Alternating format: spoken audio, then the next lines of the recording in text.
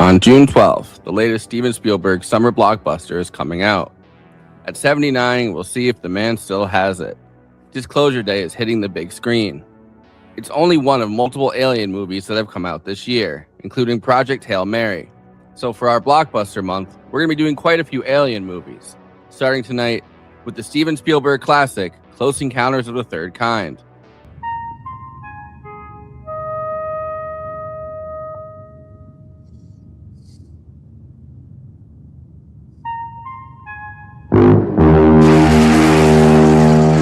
It stars Richard Dreyfuss, Teri Garr, Melinda Dillon, Babalan, Carey Guffey, and Francois Truffaut.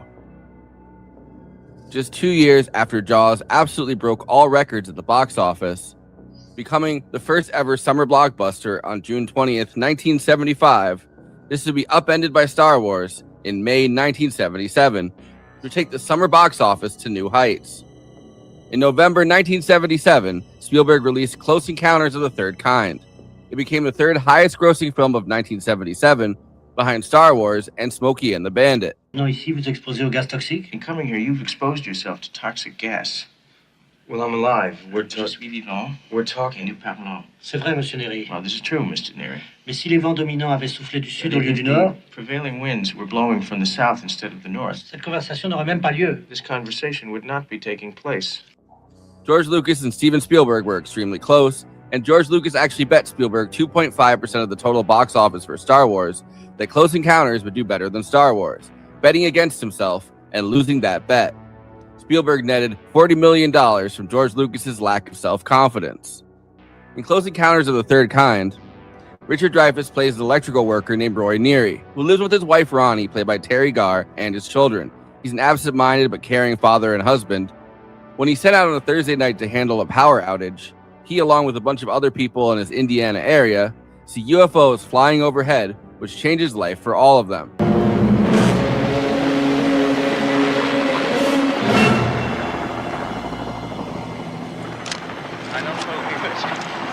I don't believe it. I don't believe it. It's the Cotopaxi. Why? You see, a group of scientists had just rediscovered a bunch of World War II planes, as well as the SS Cotopaxi, which were lost in the Bohemian Triangle, although now they're in completely different parts of the world in the desert. And they've discovered that the aliens have come back for an unknown purpose. Meanwhile, a close encounter with the aliens has scrambled Roy's brain up, and his family slowly begins to worry about him, and then they want to escape from him.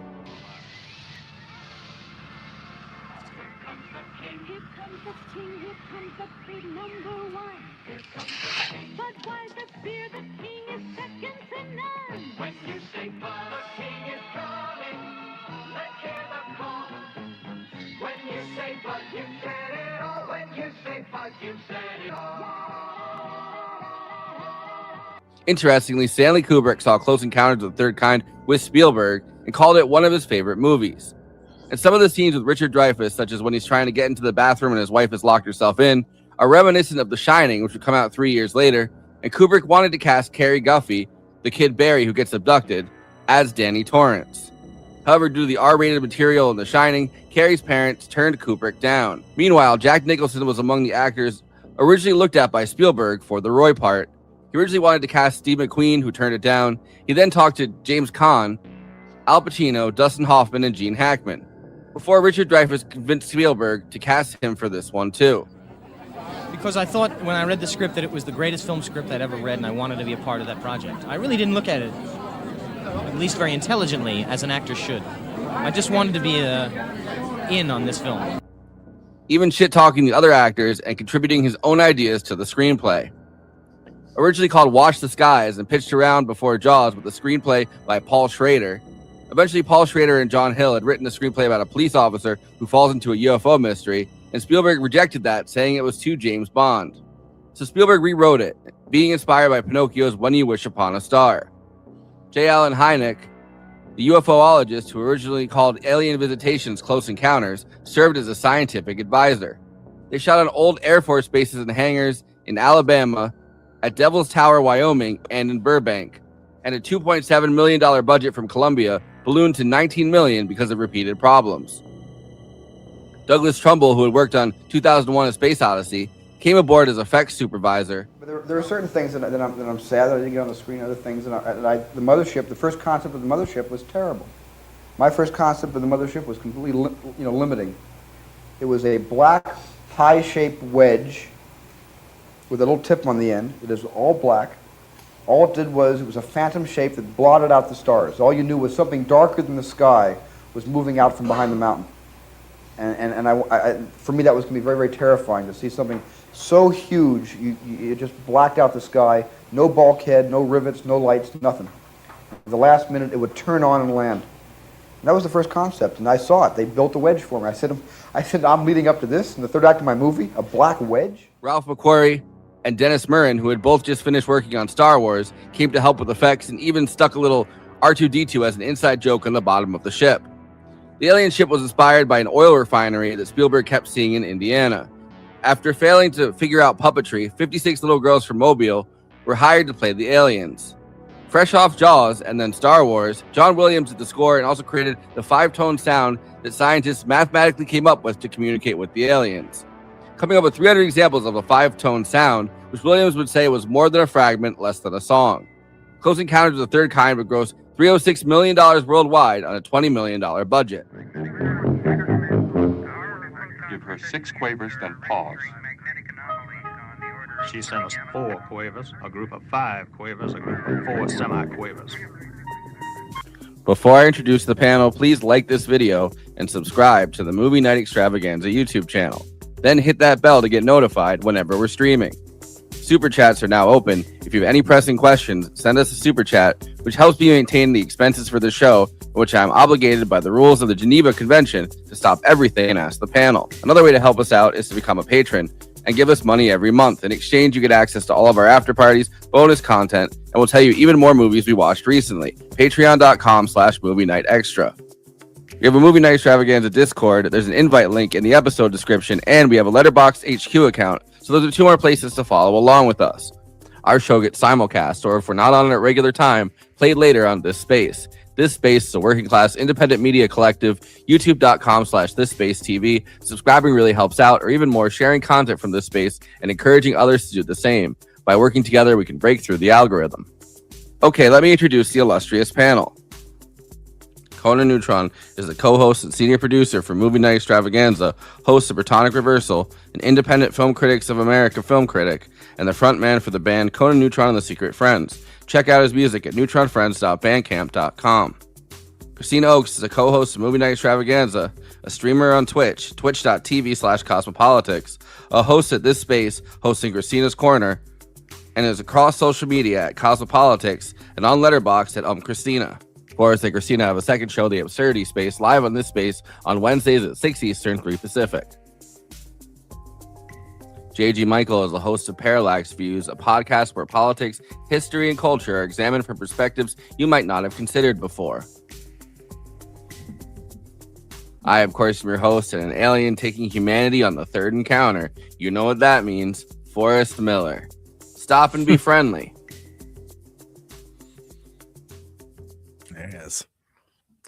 There it is, everybody. Welcome back, JG. It's been a hot minute, hasn't it? You know, by the way, doing great because you started off muted. There you go. Yeah, you started off muted. Sorry about that. By the way, we're the 3 encounters. Each of us are an encounter. Right, exactly, you know? exactly. Yeah. Everyone's one joke goes, but I haven't seen the first and second Where's encounter. Can I Kristina? watch Did this she get without abducted? spoilers? Yeah. JG, usually we try not to walk over to the host jokes. I know. I didn't mean to. It's me repeating a hack joke. That's a great start. No, but in this movie though, where's Kristina? She's been abducted. Duh. Hello. I've made that stupid joke before, but then like really watching this as a film critic, as an online, you do see the 3 encounters. The 3 encounters. The first encounter is when they first turn in the sky, you kind of see them. Second encounter is I think when they actually like take people for the first time, and then the third encounter is like they're back and they're like, all right, we probed your friends. Who's up next? By the way, I saw this, so I've seen this movie a few times. Like obviously, I think everyone probably has, but like because it's it's one of the great sci-fi alien movies. But because I watched it as a kid, and I don't remember how much like Munchkins the aliens look. Because they're like, because they realized that they couldn't do the Star Wars thing, which is obviously puppetry. So they did they just used the little kids from Alabama, which gives it a weird kind of like their motion is a little odd in a good way, complimentary, right? Where it's like, it's there's something about it sort of uncanny. Where it's like, oh, interesting. There's 56 of them too, and it's like, god damn.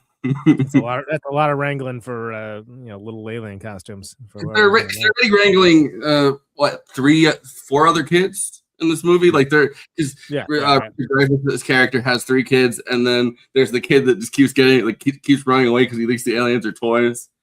There's a lot of like similar like Spielberg has these like repeated themes. Like I watched the kid that has absolutely no sense of like danger or awareness around him and like almost gets freaking got by Richard Dreyfuss's truck. Yeah. It's like man, this might be natural selection. I don't know. No, that kid feels a little slow. Like I think today they would say that kid is on the spectrum. What spectrum? I don't know, but but I was watching AI, artificial intelligence, last night for the first time since I was like a little kid, and it's like kind of like repeated themes over and over again. Like I mean his Pinocchio fixation, obviously, that Spielberg has. That in this is When You Wish Upon a Star, and then AI is just literally just the story of Pinocchio, but it's like AI instead of Pinocchio. So a wooden puppet. But then I've been living on my own for 6 years when that movie came out. So like, excuse me why I'm morphing to the old man gif yet again on this show. But yeah, AI, right? Which has been sort of like re-examined recently. People, it wasn't. People did not love it when it came out, really. But it's kind of there's been a critical re-examination from certain circles for sure. Yeah, I remember being utterly horrified as like a kid. When they dump the acid on the they're doing like the gladiator style thing, which is the flesh fair, which is already like a very insane thing to say. They're like, oh, come to the flesh fair, and they dump acid on the one lady, and she like the Mecca lady, and she just dissolves. I remember being like just terrified by that as a kid. Yeah, which is funny, and that shows how much when you see something matters for your engagement with it, right? Because when I saw it, I was like, F this. Yeah, I mean, I was like, because I was watching so much harder stuff at this point, you know what I mean? Yeah. I was like, all right, dude, come on. Like, I'm like my favorite movie of the coming around that time was like Mulholland Drive or whatever, right? I'm like, oh yeah, AI, great. But by the same token, when I watched this this time and also last time, I was shocked by how many scenes of this I remember seeing as a kid. Yeah, I can tell you. Because I verified with my dad, the first time I saw this was a drive-in movie theater. And once again, anyone that knows me telling stories about seeing movies with my dad, I was probably way too young to see it. But I distinctly remember multiple scenes and just being like sort of awestruck by them. And it's kind of and they're weird scenes. It's like when they're climbing up Devil's Mountain and the helicopters are over and stuff like that. And specifically when you first see the spaceships come around the corner of the sort of mountain road where I'm like, wow. But the thing that I remember just freaking me out as a kid was and we'll get to with the plot summary and all that, when the kitchen is like just going nuts and you can't see anything. Yeah. And you see like the screws going up and that was the thing that I was like, oh my God. And my dad was like, oh yeah, you were going nuts during that. You were not having a good time. It was like, apparently it still was. Like, it's still terrifying. It's like a sensory overload thing. Like, watching that, right? Like watching that, and then you see like the things pop, and like there's just so much going on. You never see what's doing it too, and that's something that's so like unsettling about it, right? So I'm curious. So JG, we have Forrest's interactions as well, but what's your first experience with I do not remember the first time I saw Close Encounters. I was probably in college. It was one of the so you saw it like already as an adult, basically. Yeah, but I think it was one of the Spielberg movies that I had neglected. Like I had seen Indiana Jones and Jaws when I was a kid. Yeah, but in a weird way, this actually may be my favorite Spielberg. Ooh, interesting, because I feel like there's been a huge critical appraisal for Close Encounters, because for a while it kind of was, oh yeah, that one. right? But then there was this whole thing of like, all right, so then there's like the director's cut, there's the what do they call the other one, where basically they're like, show us the inside of the spaceship, like that was the that was just, which by the way sucks. When I saw that, I was like, I like this movie less now. What are we doing? What is that? I don't like that at all. But what I like about in the interest of full disclosure, disclosure day, I picked up a Blu-ray of this because I was thinking about it and I was like, you know what? I do really like this movie, and I bet that like the Blu-ray has like all the versions, and I have seen like the director's cut and the theatrical and the special edition, whatever they call it, and it was different experiences. Like especially with the special edition, I was like, okay, it's enough. Like this is enough. But each one kind of had a different feel to it, and I do feel like the middle section does kind of drag a little bit. But man, the beginning and the end, every version rules. Although they stick around way too long in the the special edition. I think it's fascinating to think about this in concert with Kubrick's work because of just the relationship, the mentor-mentee kind of thing that develops between Kubrick and Spielberg at this time. It feels like this movie is very much in conversation with 2001: A Space Odyssey.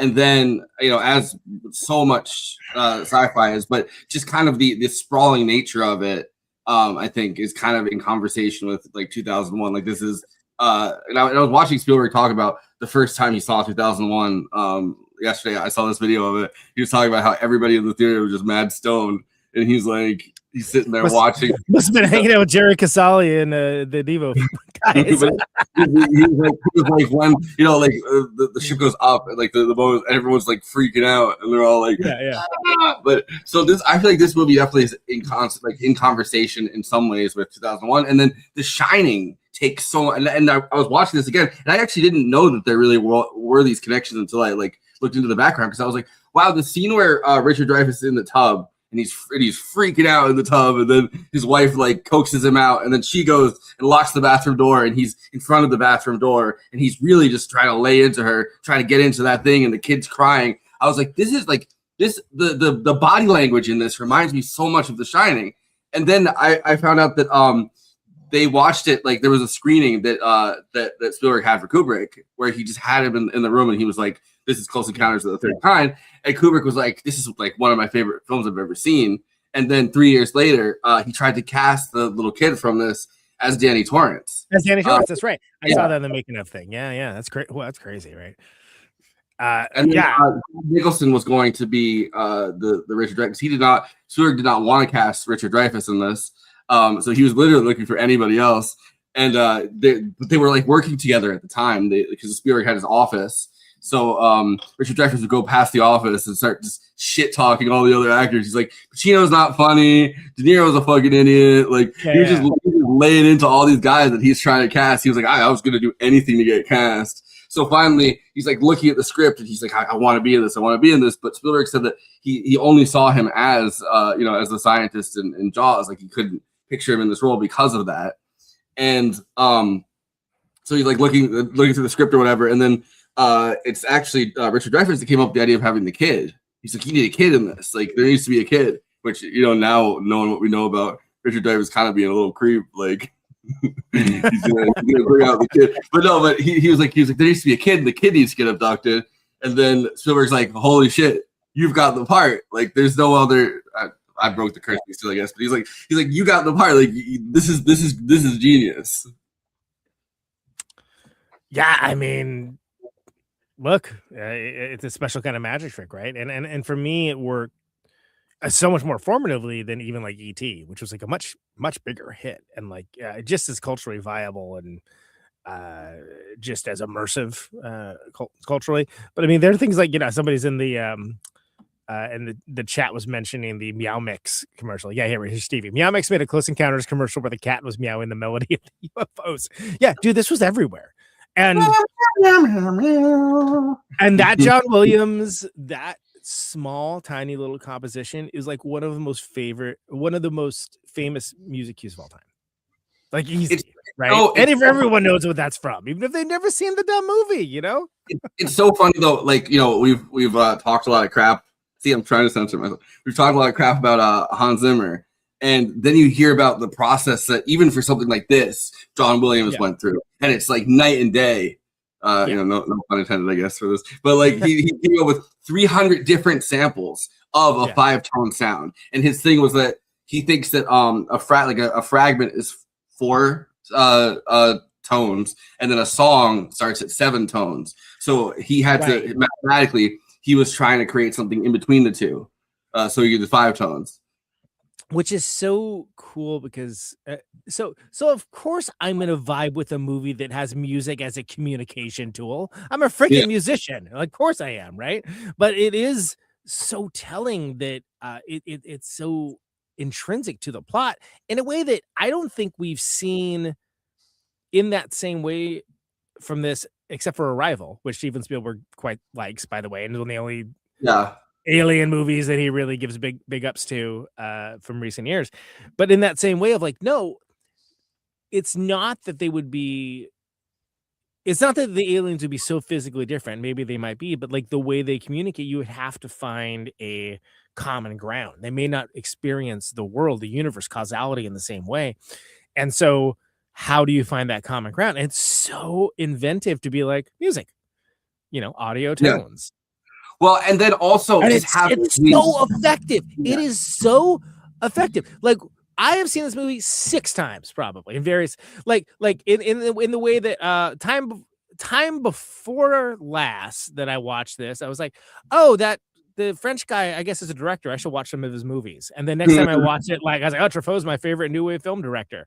And then be like, oh yeah, that's what Truffaut's in this. That's crazy.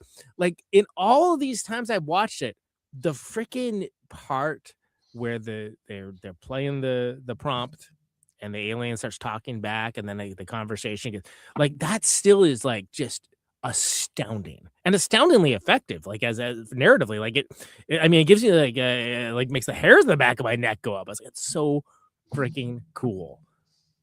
I can't remember if it was Melinda Dillon that said this or Teri Garr. I think it was Teri Garr, I want to say, but no, it might have been Melinda. One of the two said that Francois Truffaut's recall when it comes to movies, like it was like a walking IMDb essentially. I mean, that's not the like he's like walking IMDb. Yeah. I don't know. I think so. He was talking to one. I think it was Melinda Dillon. He was talking to Melinda Dillon, and then she's like, "Oh, I was in this one." And then she was like talking about like a movie, and he was like, "Yes, I know the movie." And then he like lists off who was in the movie with her and the scene she was in, and it was like his recall when it came to any of these like kind of big projects, especially because he was in Cashiers de Cinema, and because that same thing, because it's like he's from that they made movies, but they were important to them that like they were immersed in the culture, which meant they were fans of them. Also, by the way, found out on one of the special features that Denis Villeneuve, Dune 2, Dune 3, still Duneing, and Arrival, so on and so on. He found out about the French New Wave through Truffaut being in this. Like he was like, oh, there's another French person, I bet I'm gonna find out about this guy. So he found out that Truffaut was a director, and then went and like studied all the French New Wave because of that. And like basically why that dude makes movies like has a really strong correlation to seeing Close Encounters of the Third Kind and seeing representation of just cool French nerd. I think that French people are much, much cooler than French Canadians. Well, yes, I agree. But the larger point is that someone that whether you love him or not, I like most of his movies, is one of the biggest directors we have going. Yeah. Well, that's like, it's a similar. That's what led into the art world. Yeah, I think it's a similar thing with Spielberg and Kubrick, right? Like, as a seminal film experience, right? Like, there's all these different connections, especially with this movie. Like, it's all these different, like, all these other movies now are in conversation with Close Encounters of the Third Kind in this genre, and this movie is in conversation with some of Kubrick's stuff, and some of Kubrick's stuff is in conversation with this movie. Like, it's kind of just this fascinating web, because Spielberg is such a talent, and because Spielberg's movies were just so big, like he was able to create things that were actually art, but also were these huge, sprawling blockbuster accomplishments. And it's like we almost, I mean, we still kind of have some of that, but like you really forget like how big in his moment, right? Like how big Spielberg was. I mean, no, I mean, maybe you don't forget because it's like, you know, when you think of first director, you think of a lot of people would probably say Spielberg, but it's yeah, but we're not thinking of the Spielberg of like, you know, Peace and Love, The Fabelmans, or like, you know, the West Side Story remake and stuff where it's like, what are you doing? What is it? Why is this the thing you're concentrating on? We're thinking about when like, this is the guy that this is fresh off Jaws, you know, E.T.'s coming down the line, you know, Indiana Jones, so on. This is like, you know, Mr. Movies. This is that era of Spielberg. Like he was, there was no one that was more attuned to the yeah, that's true. There was more attuned to what people wanted to see on movies because it was kind of changing what movies could be, right? In that same way that a lot of the 70s new wave. Oh, hey Kristina, we won't save you from that Greyhound. Sorry. Then a lot of the new Hollywood, you know, folks were doing, you know, I'm thinking like the Bogdanoviches and so what have you, Coppola, et cetera. But with Spielberg, it was that also insanely popular. Mm-hmm. So squaring the circle, so squaring the circle that like it could be cool and interesting and big. Which is why I think his relationship with you know, George Lucas is such an interesting friendship, and I know that you've researched it because you guys are both from Modesto. But like his friendship with George Lucas, we went to the same high school, not at the same time, because like that relationship is fascinating. Also, R.I.P. to you know, to George Lucas's wife, who actually was the editor for Star Wars, which people forget about. I think because you know he traded her in for a much younger model. when Bonnie was there. No, but treated her like a droid. But there's a like that friendship is so fascinating for that reason. It's like you know, Spielberg was kind of doing this, and then George Lucas is like his main competition, but also best friend.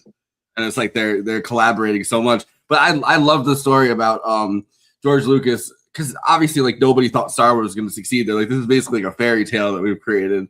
In this world, it's like, you know, at least the first, like A New Hope, right? Like because the only thing of its like was like Buck Rogers, right? Yeah, you know, right? There was no modern template.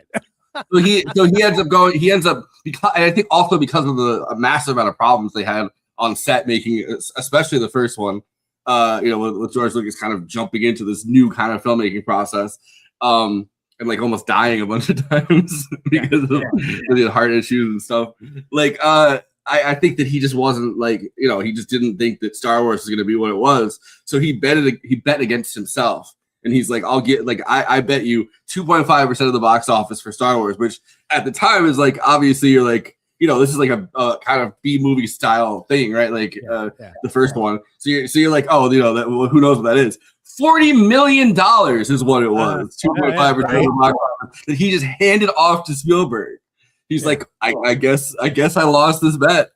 But I mean, obviously he's so like he's made so much money at that point. Who cares? But it's like, I mean, I'm just imagining handing anybody like $40 million. Like that's gotta be like handing anyone $40 right now, man. Times are tough. I don't know. That story is just crazy. Forrest, what do you make of you were mentioning the Kubrick Spielberg relationship? I've always found that really interesting because aside from the fact that they both love films, I mean, this is kind of obvious, and I think other people pointed out they're kind of very different in their thematic concerns. You know, like I've always found it weird because Kubrick is so cynical in a lot of ways about human nature, and I think Spielberg is more whimsical. In fact, I think Close Encounters is like the embodiment of his like whimsical obsession with wonder. But like they made AI, artificial intelligence, together. Like Kubrick was the executive producer, and his you know, production shop like pretty much worked on that film with him. So something there clicked. Something there had to work as like a, you know, as this kind of deeper relationship. I wonder what happened if you asked AI to make a remake of AI. It's like the kid is loved and well taken care of, and everybody loves him. The movie's like 3 pages long. Yeah, exactly. Hey, it won't give any other result other than that. I don't know. It's weird. Rewatching you know, artificial intelligence was obviously a different movie, different conversation. I really did want to see more of like the, like just the relationship between like the humans and not like just random humans. Like I wanted the relationship to the family and like the kid they could love. Although they treated that kid like shit. They're like, they're like this is basically a toy. So before we launch into plot summary, JG, you have any thoughts on Close Encounters? Like loose thoughts on Close Encounters of the Third Kind? I mean, there's a million and one things you can talk about. Pick one and do that. I love my I love Short King Richard Dreyfuss in the lead. Well, sure. I like seeing him slowly lose his mind and then be rewarded at the end. This is probably I would say it's for me it's my favorite performance of his. It's very good. It definitely is representation for deadbeat dads everywhere. Yeah. I love the I love the that scene where he's what is it? I'm not chasing no Walter Cronkite story where he's like getting mad. He's like, why are you asking me all these questions? I want to speak to someone in charge. It's one of my favorite like little monologues. He won't speak to Truffaut because Truffaut's French, and he's like, "You're not even an American. You're not in charge." Yeah, how can you be in charge? You're not even American. Yeah, you're French.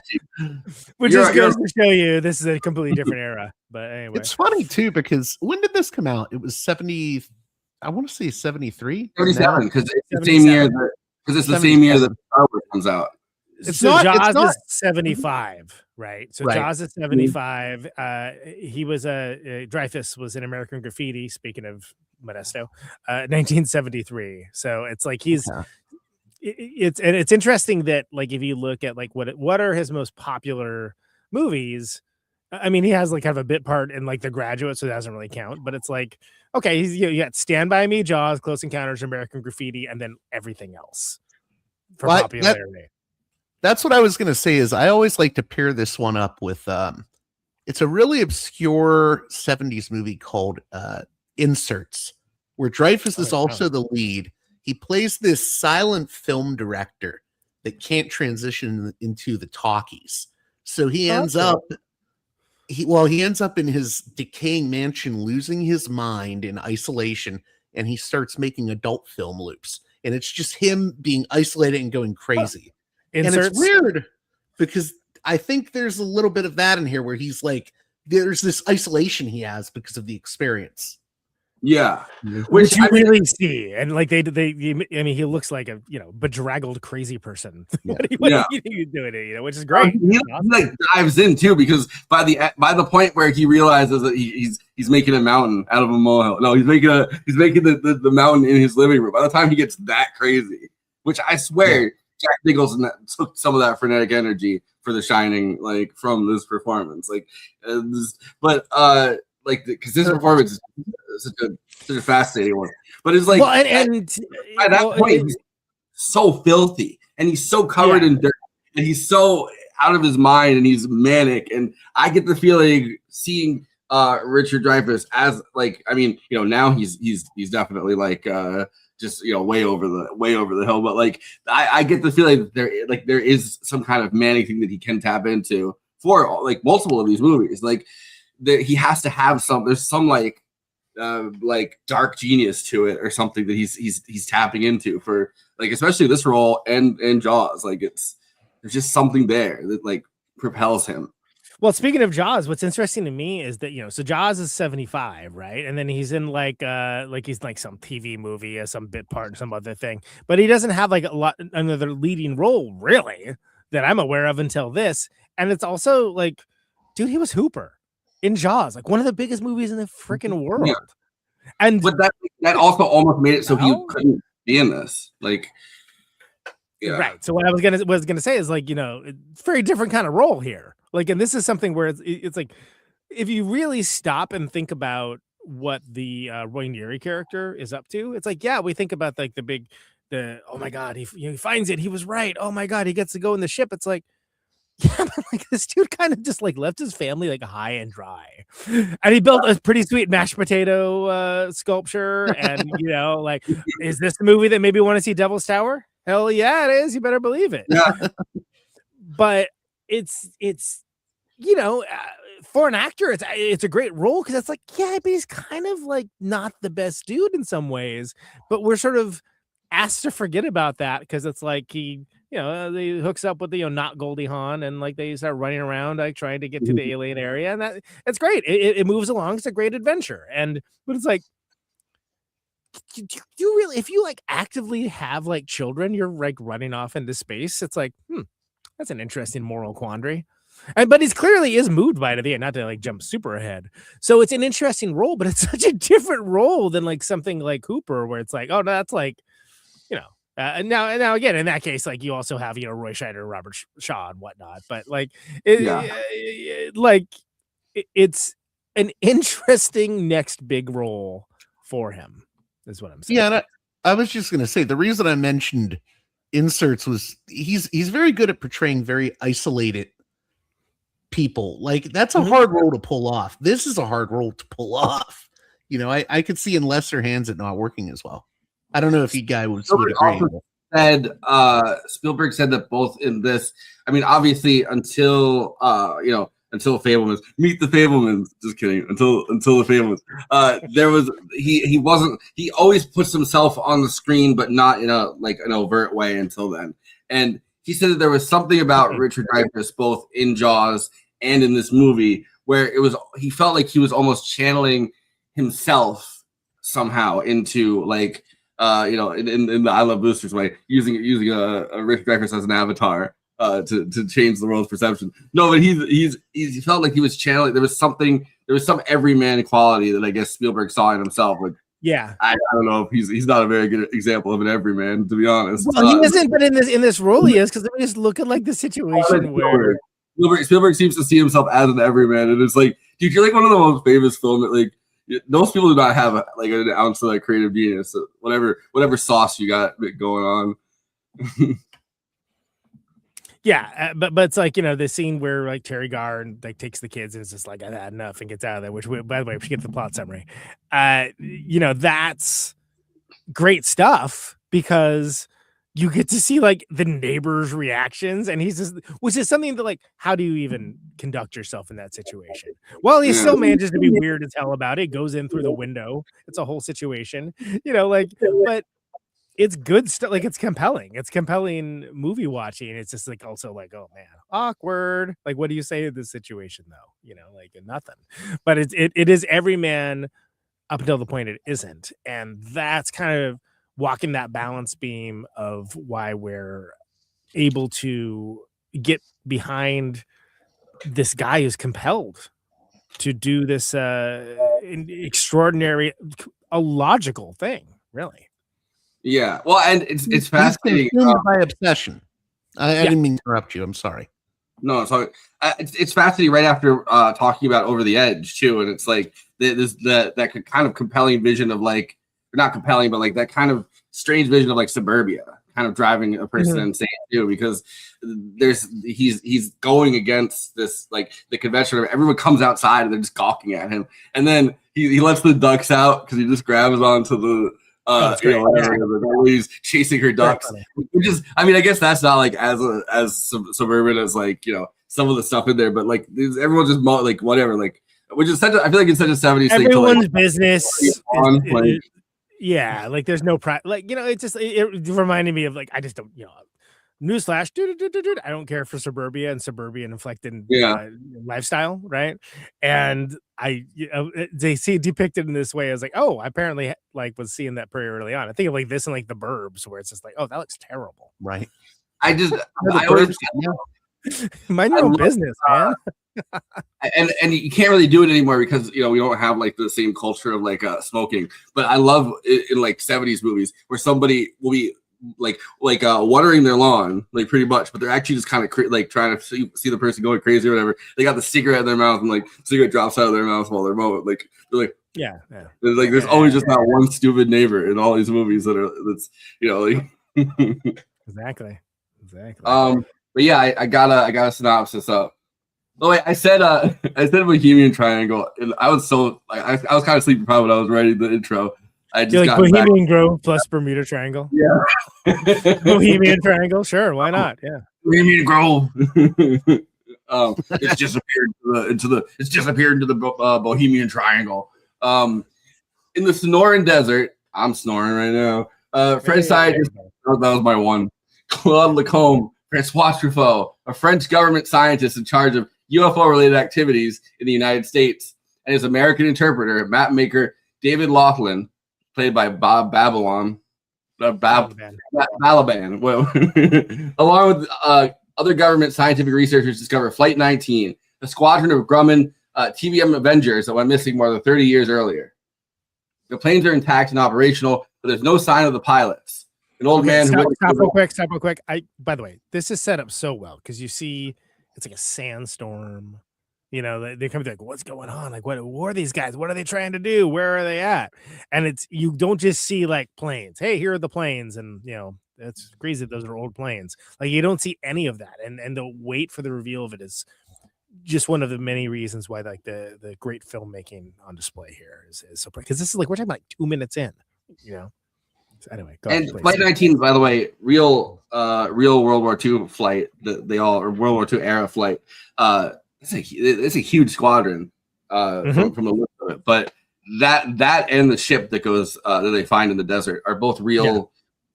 Real Bohemian Triangle disappearances. No, they're real Bermuda Triangle. People. Yeah. They should have had Amelia Earhart walk out too. Yeah. Whoa, Amelia Earhart, what are you doing in there? The planes are Hi, intact. Amelia Earhart. I need to borrow $20. Please PayPal. It'd be like, the coconut crab is here too. Hi, it's me, the coconut crab. We're friends. The planes are intact and operational, but there's no sign of the pilots. An old man who witnessed the event claimed the sun came out at night and sang to him. They also find a large cargo ship in the Gobi Desert named the SS Cotopaxi. That's later. I don't know. This they're all over the place with this one. Yeah, but that's Russian right forward. Yeah.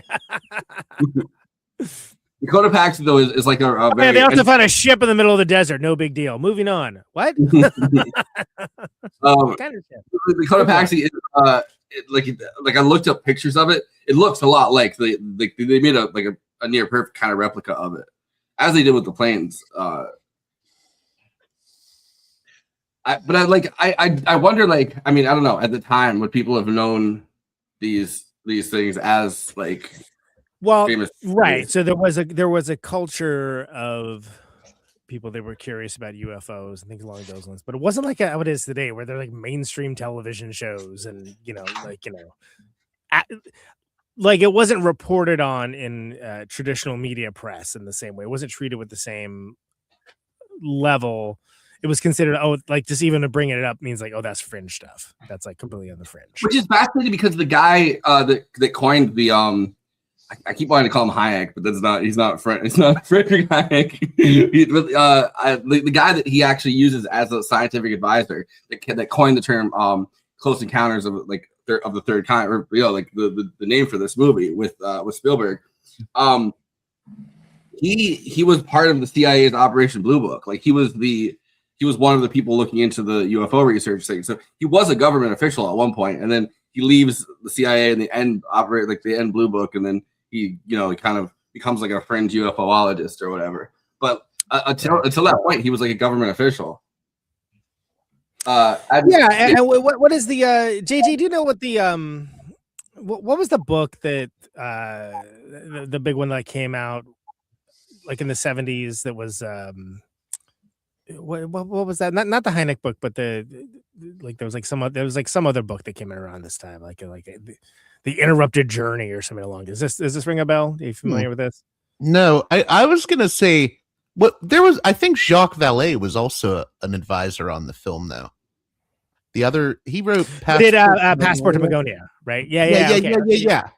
Okay, that's right. So he had multiple UFO people involved with this film. Oh, the Interrupted Journey was 1966. That was wrong. Oh, okay. He was the inspiration for Truffaut in this. And the Roswell incident came out in 1980. That's right. And then Communion, of course, 87. Okay, there's a whole little. You should see this graphic. It looks exactly like what you think it looks like. That I'm looking at.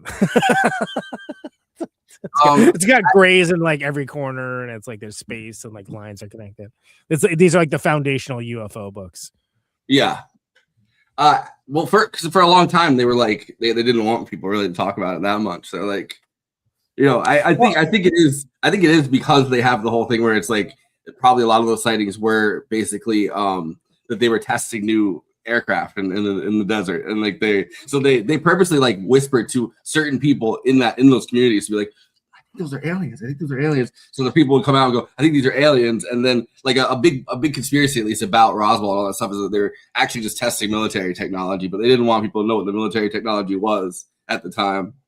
Well, sure, because so the Hynek book is like that's as you mentioned, like the Close Encounters classification system. Close Encounters are the first kind, second kind, third kind. So bringing scientific methodology into it, right?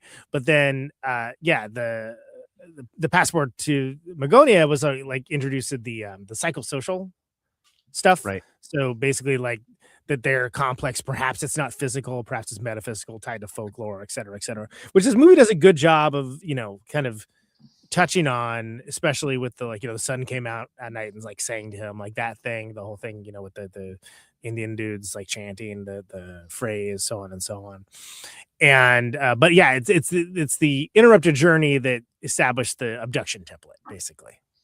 Like that, and so that was as far back as 1966, but considered uber fringe. And it really was like Roswell incident, communion, so on and so on, that like before it really even came. Because it was like they had get-togethers, right? That these people like would all, but they were considered loonies, basically. Yeah, well, and a big thing that kind of I think burst open. I was just like hearing about this recently too. Like I saw the clip of this. A big thing that kind of bursted open was Jimmy Carter claiming in Georgia that he had seen a UFO, which he kind of has a twinkle in his eye when he says it. But like huge, who of course was president at the time of which is crazy. At an air traffic control center in Indianapolis, a controller listens as two airline flights narrowly avoid a mid-air collision with an apparent unidentified flying object, UFO, now UAP as they call them, which neither pilot chooses to report, even when invited to do so. I love that line where he's like, they talk to the guy on the thing, and he's like, I wouldn't know what form to file it, even if I wanted to report it. And he's like, me neither. Over. And he's like, and then like everyone, including the controller, is like, nope, I'm not filing either. F that. It was because like, what's that going to get you? It's just going to get you like more questions and get flagged for maybe. Colin, I feel like you'd have more insight about this than kind of like me watching this as kind of a cultural spectator, I guess. Or like a political spectator in the world. I feel like this vision of the government, though, is very 70s. As the government's kind of like incompetent, they're trying to do this thing. They're trying to do this massive cover up of this thing, but they're very bad at it. And it just seems like no one really knows what report to file. It's not like there's like some evil person at the top kind of pulling the strings. It's like everything is just layers of incompetence. Contrast that with ET, was just a couple years later, but solidly in the beginning of the Reagan era, and you have like, they're not trying to like do anything good here. They're trying to like capture ET and dissect him, and that's where we start getting. And you mentioned something in one of the promos. RFK would be trying to eat ET. RFK Jr. No, there's something kind of. Not innocence, the wrong word, but by comparison to modern standards, because this is something that, way before we had probably the first one, and we covered it last time we did these kinds of movies, Alien, right? Ridley Scott's Alien, 1979. That movie sort of changed. It's like, oh yeah, maybe they're not going to be friendly. That changed things considerably about what aliens can be. I put in the Radio Warner group, which JT is like one of the main whatever moderators of that group, and Mark Ames was commented on it and was talking about how he remembered seeing this movie and like blew his mind that like the aliens could be friendly, because like even if you go to something like Invasion of the Body Snatchers or something, right? Like the aliens are look at all the movies from the 50s, right? Invasion of the Saucermen, well they were always hostile. But not in the same way, man. Like, contrasting. you're getting body snatched doesn't sound like a great time to me. And like the alien from Alien, where something's going to literally burst forth from your chest, like there's a violence to it, Yeah. And so this is but this is and there were, Twilight Zone depicted both, right? There are elements of like sci-fi culture that would show, the benevolent alien, and there's things like where it's a turnaround, like the To Serve Man story and things along those lines. But this is definitely coming from the point of curiosity yielding positive results, and that kind of that wonder of like things could be better, and like it could start with something as simple as this. I mean, you also get like you understand why Spielberg took so heavily to Universal Studios and that kind of thing, because it's like the aliens are kind of just taking them for like a route. Like it doesn't seem like the alien like I don't know, like they bring the people back and they're like, okay, next. Where are they going? What are they doing? Who knows? All knows we haven't aged. Doesn't matter. They gotta hang out with aliens. That seems rad. I mean, you have like the third. Look at their ship. It looks badass. I feel like these are the strains of this though. In some ways, right? Like it's like there's a cynical outlook, or like when we see aliens doing violence in this, it's like we're looking at the aliens as in like even if something like Invasion of the Body Snatchers, what would we do if we were aliens? Like what would if the human race lands on another planet? I mean, the human we would slaughter that's something that we would do as a human race. And then there's a different kind of thing where it's like Arrival or this, where you're not looking at the aliens as if they have the same motivations that we would have necessarily. I mean, I don't know if they're looking at it that way when they're writing the script, but it's like these are very like I don't think we'd ever land. We come in peace on a planet and actually manage to like coexist with whatever we found there as human beings. Certainly not these days. No, that's for sure. But I think also the idea is that they selected these people. Right, they selected the kid, they selected Richard Dreyfuss, so on and so on. But why do they select them? Well, they have their own inscrutable criteria for that. Something that a research expedition to an island's like a cargo cult or something, they couldn't understand like the motivations for why people would value certain things or the other. They don't know oh well, this is a valuable commodity in places that aren't these, and I'm going to be a rich person by taking this. These are their motivations that they would have that we wouldn't necessarily have any. Exactly, that we wouldn't have any idea of in that same way. Now, there's certain things where it's like, okay, this guy in a truck, like why are we following this guy in the truck? Like, I don't know, like there's something about him that they want, or that they think would be maybe they think he's like a good cross section of humanity. Like in his allure and his appeal is because of his kind of abject mediocrity, but like having the right mindset, right? Yeah, well, which is I was like, and you watched the making of kind of documentary of this, and I was watching that too, or these clips from that, and there was a Paul Schrader version of the script where the Richard Dreyfuss character was going to be a policeman, which is probably why they were looking at somebody like Al Pacino. I mean, Serpico had come out, and it's like he was going to be like a policeman on the right side of whatever that uncovers an alien conspiracy, and like the whole thing was Spielberg was saying once you put like a badge and like a uniform on somebody, you no longer have that sense of identification with them, or at least he doesn't. So he ended up going in a very different direction with that character, because he's like, if it was a policeman, like you're looking at it as an authority figure, you're not looking at it as like an everyman. Just some guy. Yeah. I was going to say real quick, it is interesting the point you brought up, Conan, that like UFO mythology gets much, much darker after this point. Yeah. By the time you get to Communion and then Area 51 and Bob Lazar, it's like people are talking about, oh, they're eating children in the Dulce Basin in New Mexico. It gets so like just dark and conspiracy oriented, and has overlap with the militia anal probes in the 90s. Yeah, anal probes. I mean, why that? Because that's the thing, right? It's hard enough to UFO, and the next thing is anal probe. Like, if you have sense of humor, like myself, anyway. Yeah. Like, and it, but yeah, like this is kind of before that becomes so prevalent, and which isn't to say that everything was hunky dory. People were still like the curiosity outweighed the potential fear of it, where it's like, you're hearing this, oh, they dissecting these cows and, the entrails, they found them, and like, it was all crazy. So that stuff like along those lines.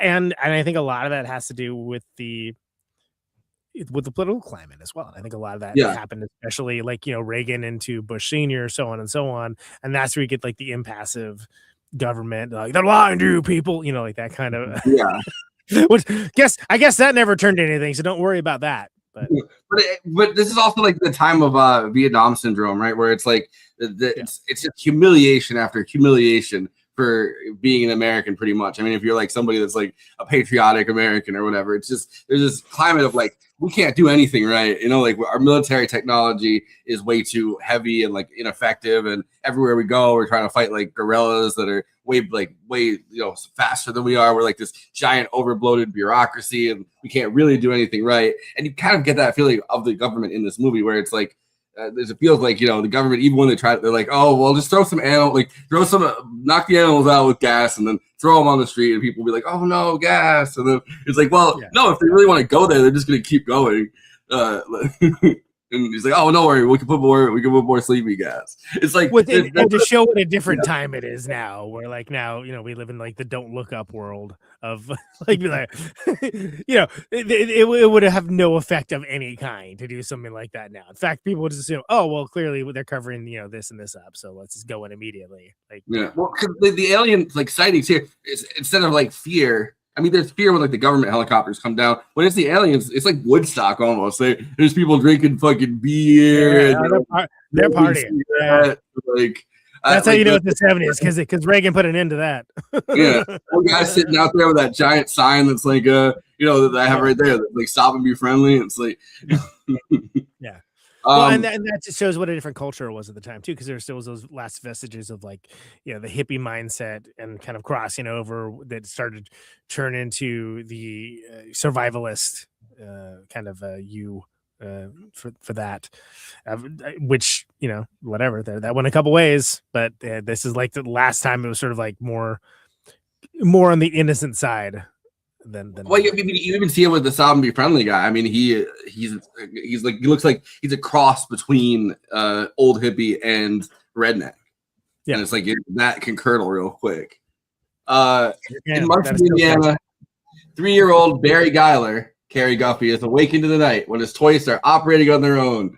That is a scene that I remember from being a kid. It'd be like, whoa, what if your toys start operating on their own? Very much so. Again, seeing this way too young, I was like, whoa, crazy. I also, as a kid, obviously was obsessed with The Simpsons. So every time I see the Symbol Monkey, which was like a popular toy at the time, the Symbol Monkey's in this, there's the thing where the Homer's brain is like what's going on in Homer's brain, and it's the monkey like in this, it's just hitting the symbols together. Fascinated, he gets out of bed and discovers something or someone off screen in the kitchen, which is a scene, which is a thing, like a device, I guess, that would be used again in E.T. He runs outside, forcing his mother to chase after him. That introduces like I mean, like it's like mysterious. It's kind of like scary, but kind of exciting at the same time, right? I mean, it's not like the later one where like the kitchen's going like ape crap all over the place, and oh my god, real Exorcist there for a second. Yeah. And the kid invites them in, and my brain, like I obviously wouldn't have said this as like I don't know, as like a little kid, but like my brain after watching as many vampire movies as we have, the kid's like, come on in. Invite them in. Don't invite them in. That kid would be the worst person to have in like a Sinner style situation where it's like, okay, we can't invite the vampires in, and he's like, come on in.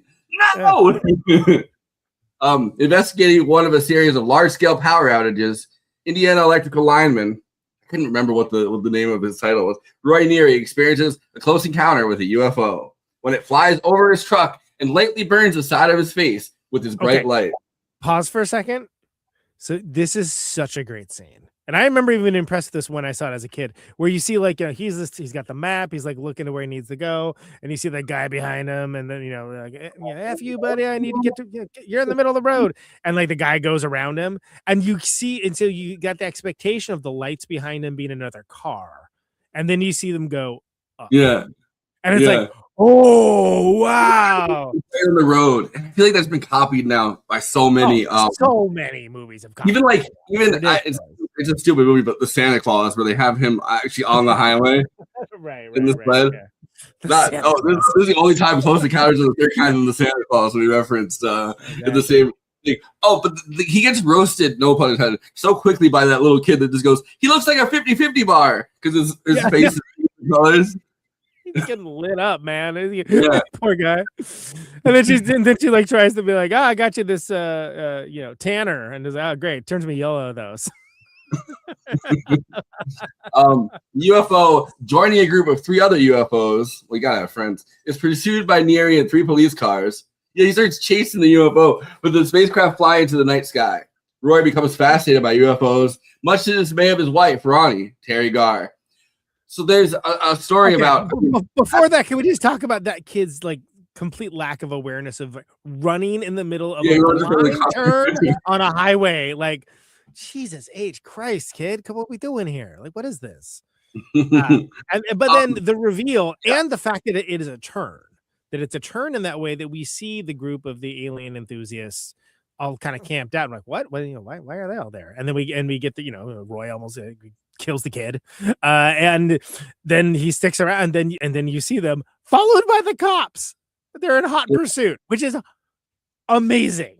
Like there's so much that happens. Government. It's this government thing where it's like because today the cops were like open, but these cops are just the most incompetent. Like the cops go through the toll booth into Ohio. Why would you ever? But no, the cops go through into Ohio, and the guy at the toll booth is also like, "Hey, you gotta pay 50 cents." Yeah. It's so great because clearly they're freaking UFOs. They can fly away whenever they want to, but it's like part of their, like they're trying to say like what everyone's gonna do. So there's so much here that's shown and not told. Where I think like a movie now would be like. Around the corner. Oh, we're interested in UFOs. They come by here every day. There'd be like some needless exposition of like whatever's going to happen next, rather than just like literally seeing it. Where you're in this longer shot, this road, and it's one of those roads that can be very dangerous where you can't see what's on the other side. If like there's a wreck or a boulder or something, you potentially could get in. And then to have all that action happen. From such a sedate scene, I mean that's why Steven Spielberg is, the craft master that he is for this kind of. And stuff. it's also why though I feel like this movie is kind of. I was trying to like put it into words earlier, and I guess I could like in concert or in conversation with something like 2001 because there isn't like this needless exposition to a lot of it. It's right. Very there are times where it's very sparse in what it needs to say. I mean, sometimes there's chatter, but like it's which I think 2001 is cool because it really isn't that chatter. There isn't, but this is the other end of it where it's very naturalistic because much like this show, people are talking over each other all the time. Yeah, in the real world. I wanted to talk about Teri Garr in this movie because at this time, if you look at like her career, one of the only like big roles that she had was Young Frankenstein. Yeah. And Spielberg knew nothing about that. He cast her because of like a coffee commercial, I think. Yeah, she was in a coffee commercial, and he was attracted to like her screen presence, and he's like, the way she delivered, the way she puts coffee on the table was just. I didn't realize she's this great comedic talent that has had like a whole. I mean, I kind of love that though because it's sort of like, oh, is that Teri Garr? Oh yeah, forgot she's in this picture. Right. Okay. Every time I'll instantly think about what's our favorite Scorsese movie, After Hours. I think about After Hours and Teri Garr role. Yeah. You know what's weird? I didn't realize Teri Garr was the wife for some reason, and I don't know why I thought this. I think it's because of Sugarland Express. I thought it was Goldie Hawn for some reason. Well, which is funny because I called the other actress not Goldie Hawn because in my mind I'd be like, oh yeah, Goldie Hawn, she's in Close Encounters. I'm like, no, wait, that's a totally different woman. That's like okay, so I'm not the only one. Okay, yeah.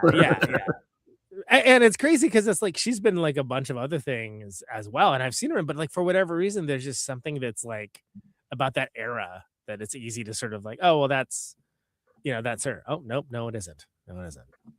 She was maybe it's a haircut. Who knows?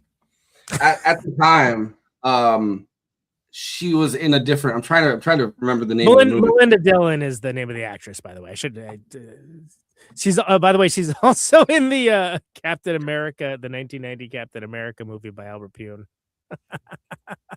She was in Bound for Glory, and Hal Ashby was the one that had cast her. It's the Woody Guthrie movie, Bound for Glory. And you know what? She's also the mom in A Christmas Story. I forgot about that. Yeah, but she was in. Okay, all right.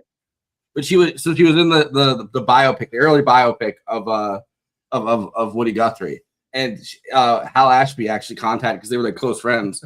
Hal Ashby contacted Spielberg and said he was like you gotta see this. I have a talent for you to be in this movie, and that's how she got cast in this. She was also around the same time. She was in Slapshot, which is, we just referenced Slapshot with Adam McKay. It's Slapshot. That's right. Yeah. And God, talk about it. Something that like culture forgot about completely. Harry and the Hendersons. Yeah. Huge for like 9 months, by the way. That was reference. So I feel like there's a lot of ubiquitous references to Harry and the Hendersons. It might be because of that 70s show, though. I think they had a lot of references to random points, because they're always like, how do we insert 70s culture into this so everyone remembers that that's what we're here to do. So that you come for the 70s culture, you stay for the Scientology.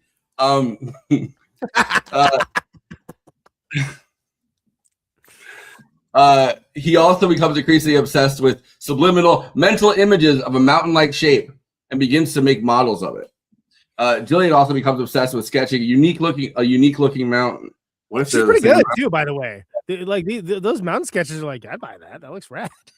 But that's another thing that this the aliens imbue you with this like creative power almost, or maybe not the creativity to do something, because at least in the case of Richard, creative inspiration.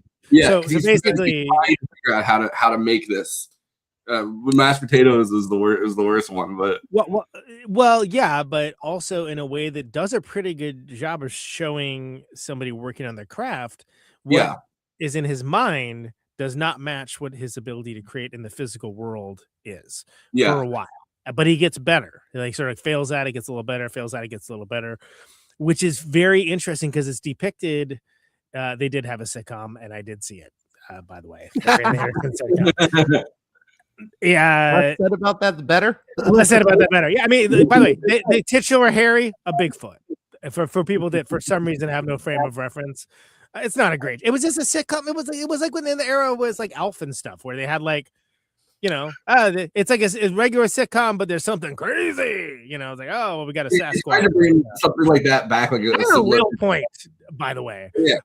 So let me circle back to that for a second. That it isn't something where it's like, oh, the aliens have put creative inspiration into these people to see if the parts of their brains can talk to each other enough to turn this into something viable and find where they're going to be. So arguably that's one of the reasons for their litmus test is they want people that aren't just logical thinkers and that aren't just creative thinkers, but can put those things together. And those are the kinds of people that they want to engage with.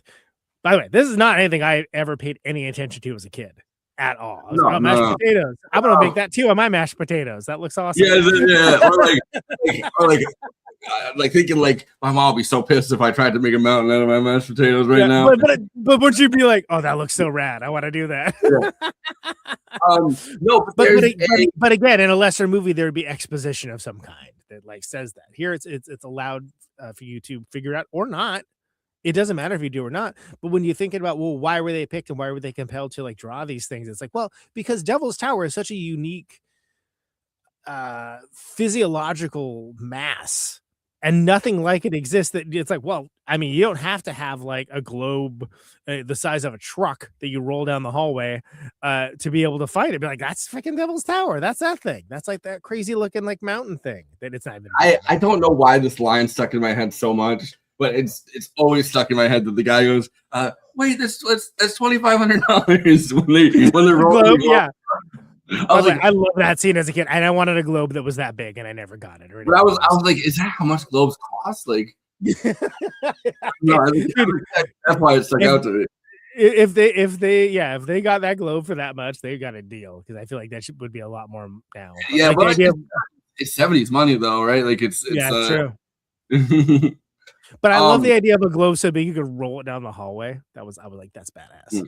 There's something like almost like the way that the creativity or whatever is imbued into the like, you know, it's almost something like lab rat like about it in a weird way. Not that they're testing it out on the thing, but it's like you could just think about somebody frantically trying to make that shape and like not knowing how to do it, and it's something almost rodent like about that in my head, where it's like somebody like just trying to, because you can see rats when you like have them in a, like when you put them in a maze or whatever, they're like they can think through the thing. It's just they're desperately trying to figure out how to like make that happen in like an actual sense. So it's like you can see Richard Dreyfuss kind of going through that same thing. But the idea specifically that it is something, and again, there's a lot of talk about the hemispheres of the brain, what they do or don't do, but the like linking together the creative and the logical sections of the brain in such a way to be able to quote unquote solve the puzzle. Again, in a much lesser movie, especially any movie that came out in the past 5 years, there would have to be somebody explaining why that is what, you know, that's why they were picked or whatever. It's so interesting that they have the Truffaut character speaking through a translator, you know, through the Bob, like that character. Bob Babalan. Yeah, the Gene Babalan character. That character as like a translator, because he can't really speak to it either because he's speaking a different language, literally. And then they're talking, they're having this conversation like back and forth where he's like, a lot of people maybe didn't even like have this in, they're going crazy because they have this image in their head. They have the image of Devil's Tower, but either they don't watch TV, so they didn't see, because they, you know, they have it on TV where it's like news report, we're shutting down this area because don't go to this place that looks badass. Okay. But it's like they didn't see it on TV. Either they didn't see it on TV, or they didn't see it whatever, like they just had no reference. They didn't see a map or something. They just they have an image in their head, so they never made it. So it's like it's only the people that are able to make it. I mean, sometimes watching TV is good, I guess, but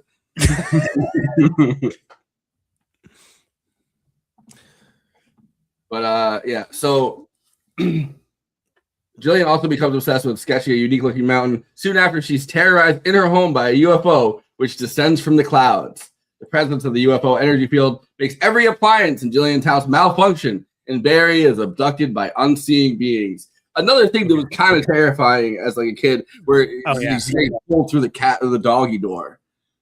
Yeah. He's real happy because he thinks that his toy is coming to save him from his like alcoholic degenerate mother that's a single mom that's trying her best, but is like, she doesn't seem like she's real on top of things, and he's just like, I'm gonna go with the aliens.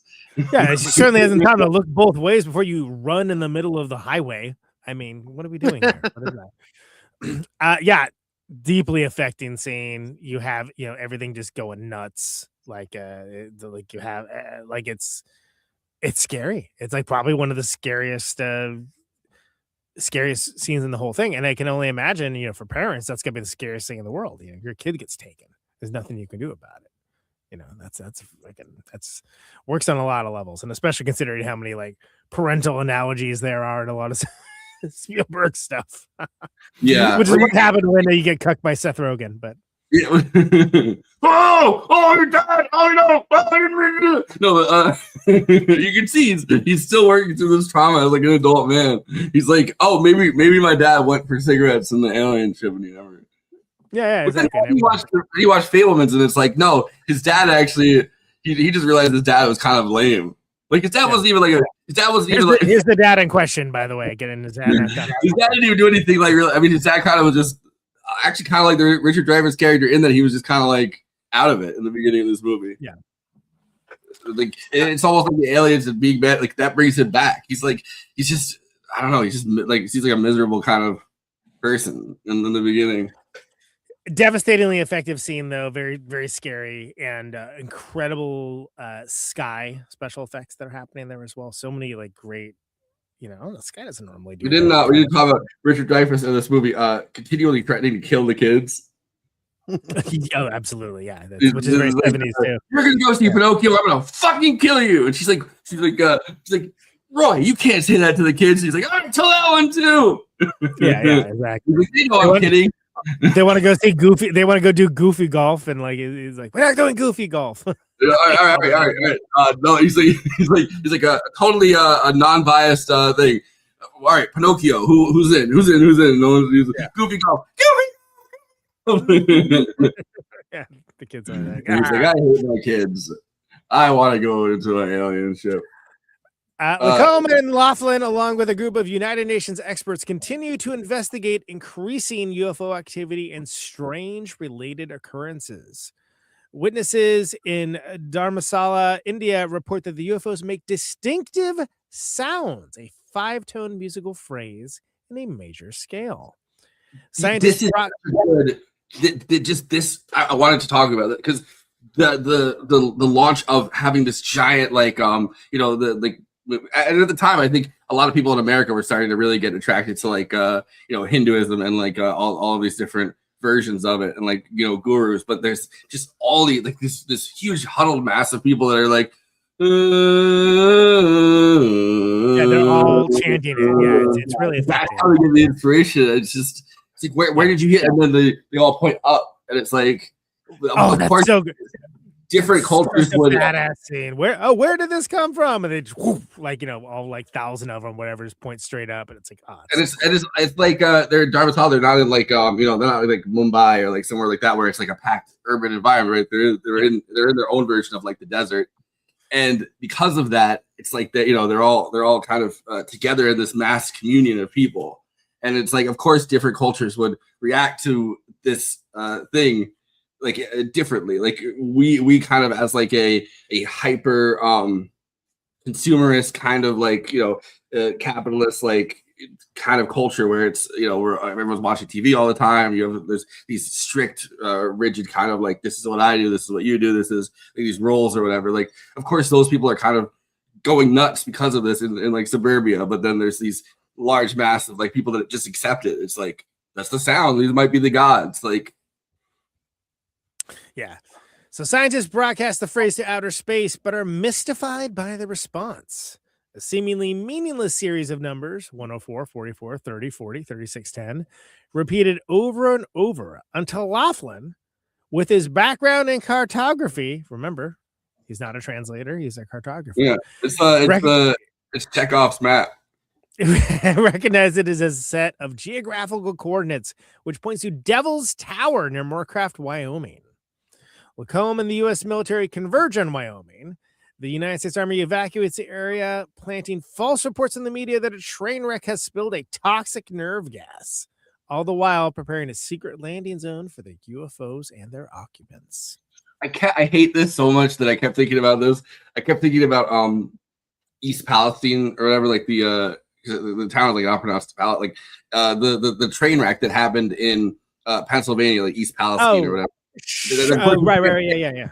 East Palestine. We have to say Palestine as a country. We're not allowed to say the word Palestine. But that train that around the same time actually the stuff was happening in Palestine.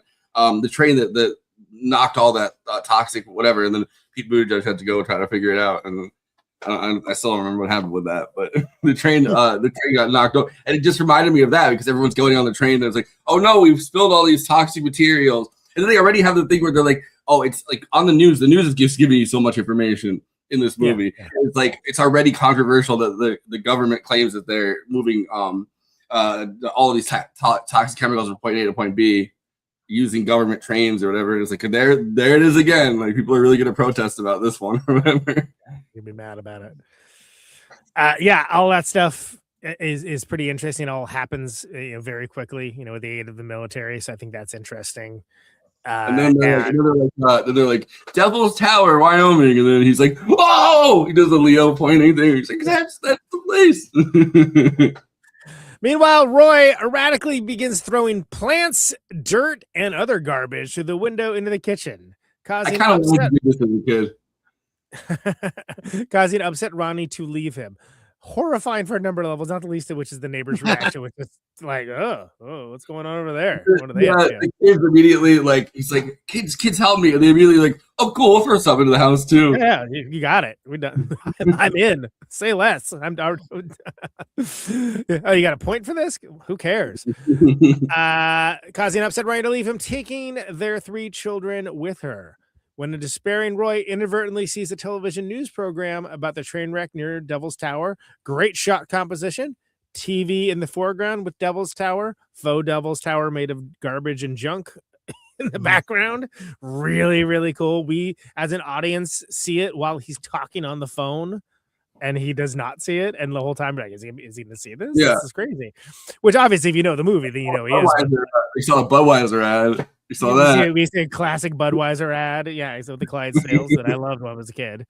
But like that is the audience knows more than Roy at this point, right? It's like, there it is. It's right there, dude. Like, look over there. What this way? What over here? You know, not to overuse the word trope or whatever, but classic trope. I'm gonna take the kids to my sisters. Sure. I feel like I wonder, because you don't have like the movie trope thing, whatever the database of it. There's got to be like, especially from this time period, like 50 movies that like, I'm taking the kids to my sisters. He realizes the mental image of a mountain plaguing him is real. Jillian sees the same broadcast, and she and Roy, as well as many others with similar visions and experience, travel to the site in spite of the public warnings about nerve gas. So, yeah, I mean, this is sort of like these are all people that, you know, for whatever reason were, you know, given the invite. But like getting the invite is just the beginning, you know. They also I like the guy that's automatically selling canaries in the cage. He's like, get your canaries, get your canaries. Yeah. It's like, I wouldn't let my dog do it. And certainly your life is worth more than a dog, blah, blah, blah. Yeah, very P.T. Barnum, sort of like, wow, this guy like figured out. I remember being horrified that people are worth more than a dog.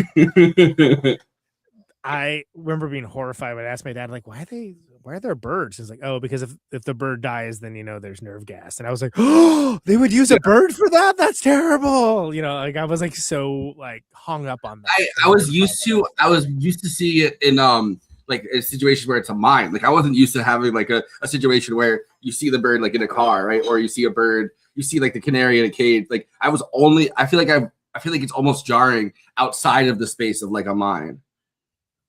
Right, because it's canary in a coal mine, right? That's like where that saying comes from, and that's what the point of that saying is that like the canary will take the hits of the human. When they have like movies, even something like I feel like even something like Madeline, like when they have a movie like that, like they always have the canary, like they always make sure to show you like, you know, the canary goes in first, and then like, you know, if there's a black guy at the mine, like they send the black guy in next, and then it's like, all right, the white people can go in.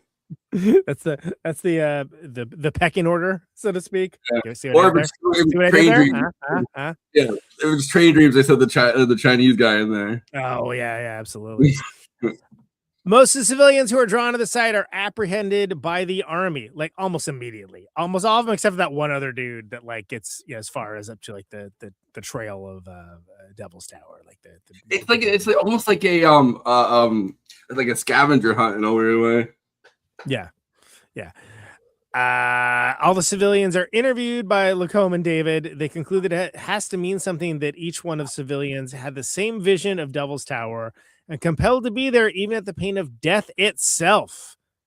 By the way, we didn't comment on it. They didn't have the one line. This means something. This is important. Yeah, exactly. Yeah. All that stuff works. We have that great Lacombe and Roy back and forth. Yeah, who are you people? Like that, like great. You know, one of like the great old scenes, you know. You're not the government, you're French. That's my favorite scene in the whole movie, probably. It's so good. It's so good because it's such it kind of upends what we think of as an interrogation to be, right? That's like something that's kind of like so cool. And the intro to that, right? They get when they get apprehended, the birds, like they have the birds, and then you see, I've never caught this until this time. You see the guy spray the little gas on the birds to knock them out, And he's like, "Oh, you mean these birds?" And then these the birds, yeah. Birds are dead. And of course, it's terrifying. You see the what you think at the time at least are. And I feel like they wrote this in there because it's because they're like, we can't really kill this many animals and have people like watch it. But you see like the dead sheep and the dead what you think are dead sheep and dead cows and dead. Just all kinds of animals, and then but like the birds are still alive. And then you see the guy. You can actually see the guy kind of lift up his hand and spray the birds with a little. And he's like, "These birds, you mean?" And then he's like, "Oh fuck, the birds are dead." That sequence, that Midnight Run style sequence where they're just freaking just going through like the back country roads and stuff, really good. I forgot how great that is. But, hey, go ahead, JG. What was your turn? No, I was just gonna say one of the things I really love about that interrogation sequence, and I know it's a very small, minor detail, but there's no subtitles for Truffaut's dialogue, and I really like that. Right, because everything's on Babalan to translate everything, right? Which again, as he's reminding, not his main job. It's not just that, but it reminds me of there was a Robert Frost movie from a few years before Close Encounters called And Soon the Darkness, which is a really great film about these two girls who get lost in the French countryside and they don't understand what anyone is saying to them. So there's this like paranoia that creates. And that scene does the same thing because you're like, well, what is Francois Truffaut saying? You know, what is actually going on here? You sort of feel the paranoia Dreyfuss goes through or Roy goes through. That's right. Yeah. Well, and that's Devil's in the details. I like the touches like that. Mm-hmm. I think I just realized. I don't know. Have you guys seen Shock Treatment, the follow-up kind of sequel thing to Rocky Horror? Yeah, of course. Jessica Harper from Suspiria is in it. I love that. You know the most like. There's this really random moment where the guy, the cop, holds up like a dead bird. He's like, "Does this bird belong to you?" I'm pretty sure that's a Close Encounters reference. Yeah, I can see that. Sure, absolutely. Why not? That always confused me. I was like, what? It's like a seagull. It's like, what do you mean does this bird belong to? Whose bird is that? Roy and Jillian escape army custody and make it to the landing site. Again, ditching their buddy. But like that's such a great scene. I need to point that out because that was another one that stuck at me from an early age. Like, go. You got to get there. And then you see the helicopters going and everything. And then you got there's that like great John Williams score. It's really good. Yeah. The entire time is like, which apparently it shouldn't be relegated to a half sentence in a synopsis, in my opinion. But whatever, here we are. Well, there's a they incorporate the 5-tone sound into in a bunch of different places into the score, which was Spielberg's idea. He wasn't originally going to do that, and he's like, no, we should keep like playing the. It's so effective. So they make the landing site just as dozens of UFOs appear in the night sky. Okay, so I have a quibble with that because it's not just as dozens of UFO appears in the night sky.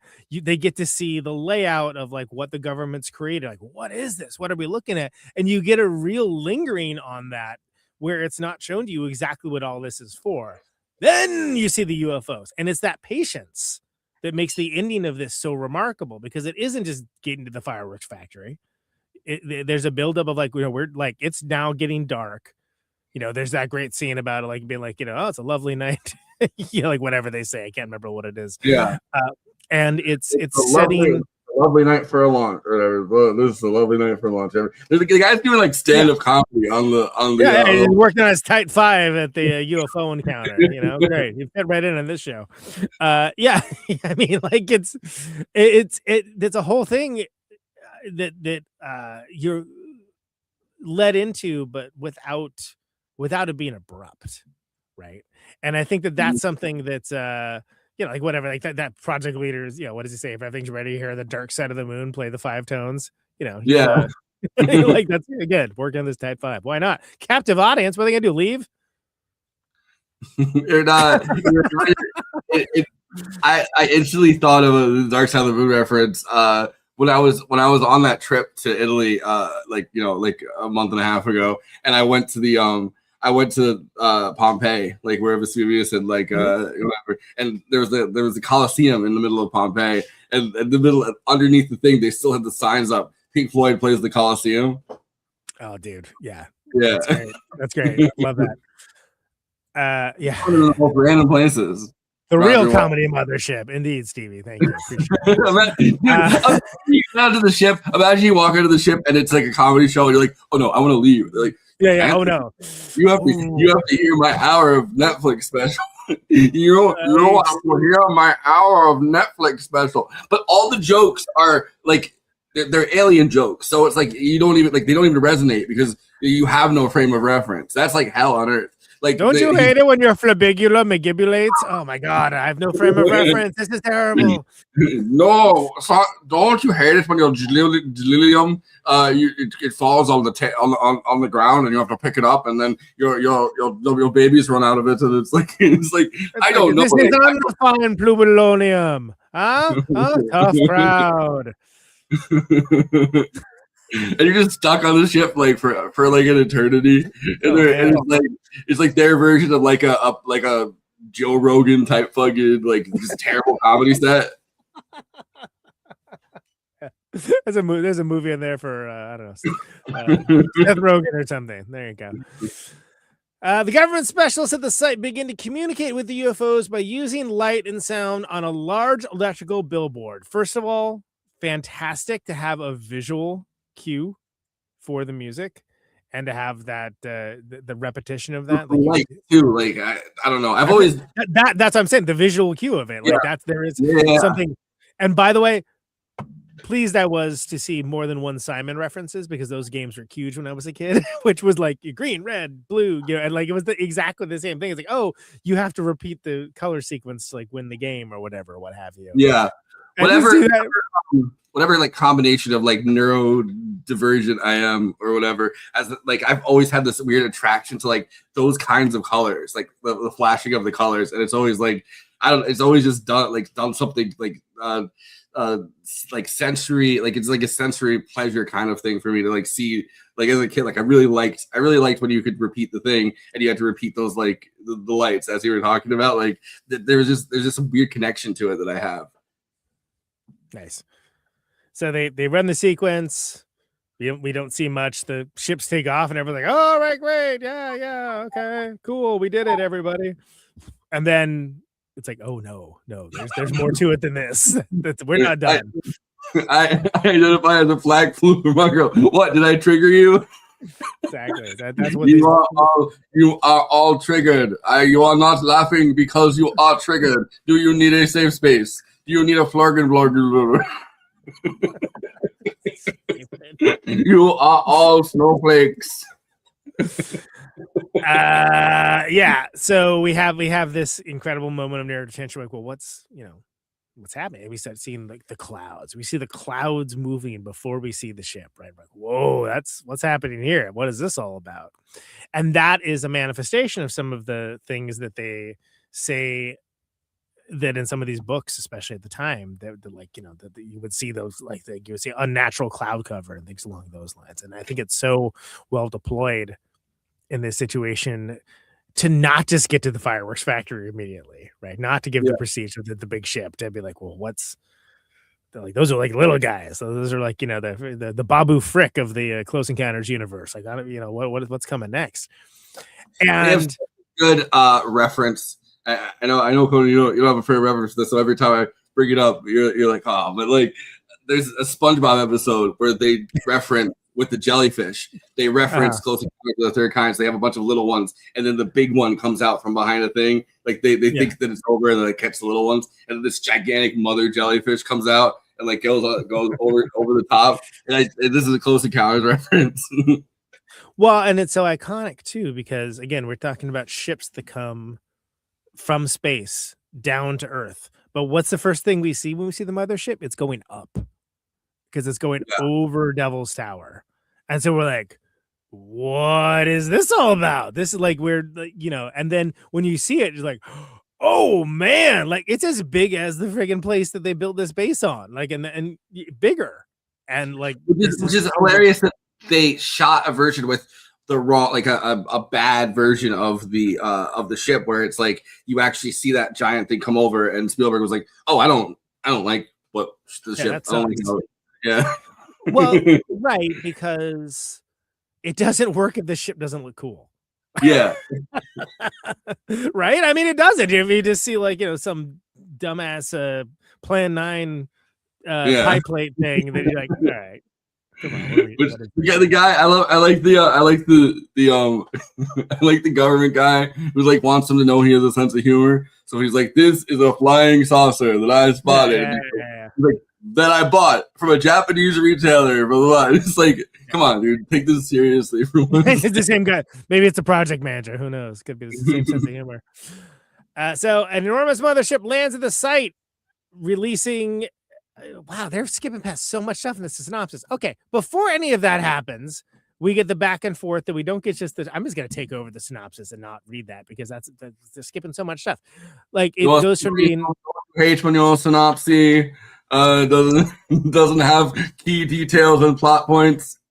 And instead of just the initial 5 tones, which they go back and forth with, then there's a back exchange, but there's like a waiting, and then you get that do do do blah blah, where it's like, yeah, we get it, we get it. I forgot I did this.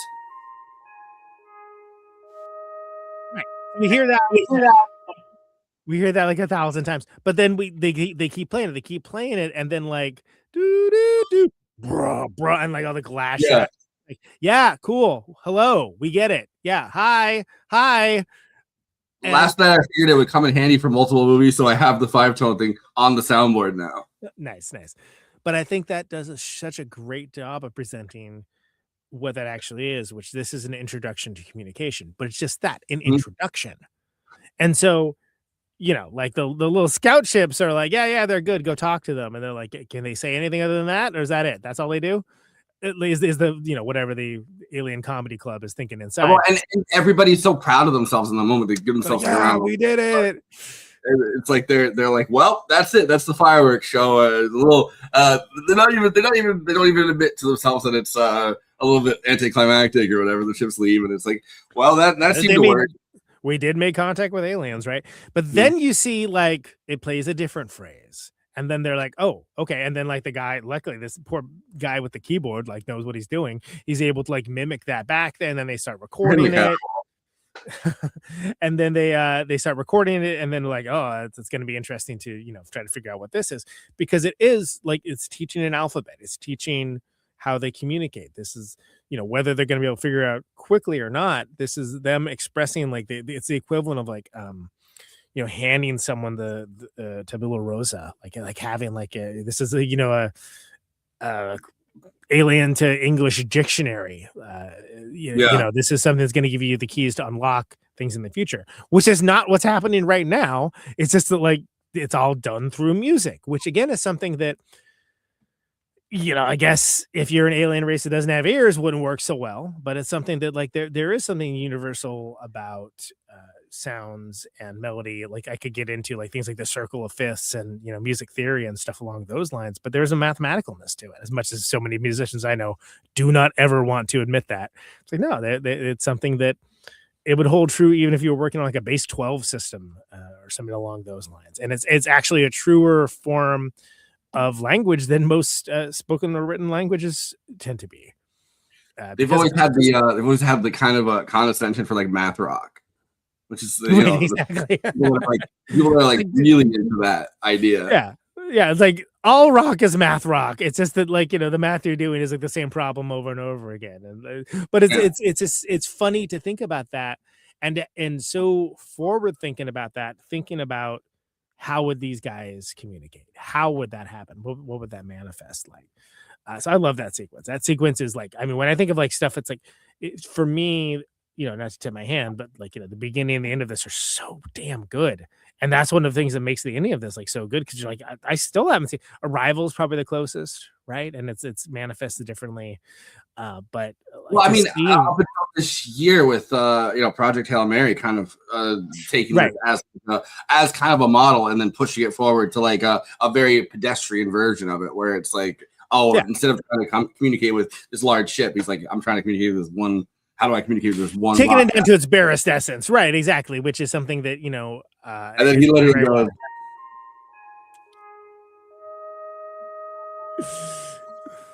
And we'll talk about that next episode as well, because that's the next movie we're doing. But so anyway, I love that scene so much. That scene is so awesomely cinematic. Especially as it's going faster and faster, and then they put it on the automation, and it's like, and then there's like the mothership introduces like the bass line too, and it's going to the same time. It's like, oh well, this is another part of their patterns everything too, because it's communicating frequency. So they're like, they have all the windows on the thing. And it's like, oh yeah, it's wah, great. wah, wah, wah. So DJ in there, and he's like, womp, womp, womp, womp, womp, womp. So the author of this synopsis didn't think any of that was very important, but I do. So therefore, we're including that. The mothership lands at the site, releasing animals and over a dozen long missing adults and children, all from different past eras.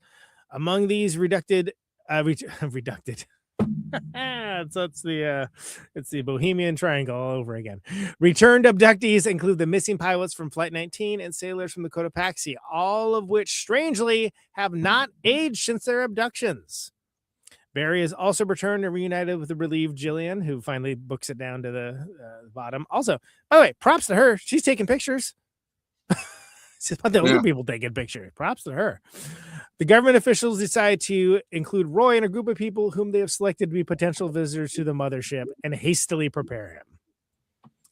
All right, so yeah, good for. They like give the little Christian benediction to him. Yeah, exactly.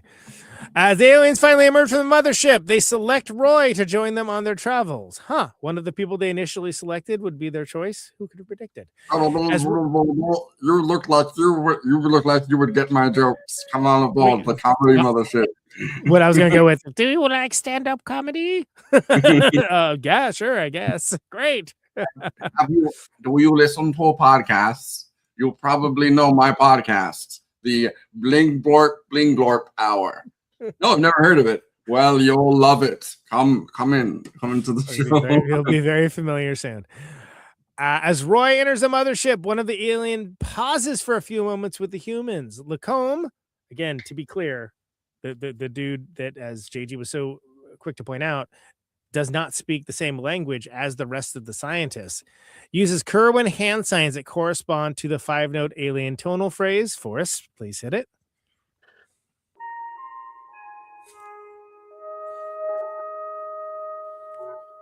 There we go.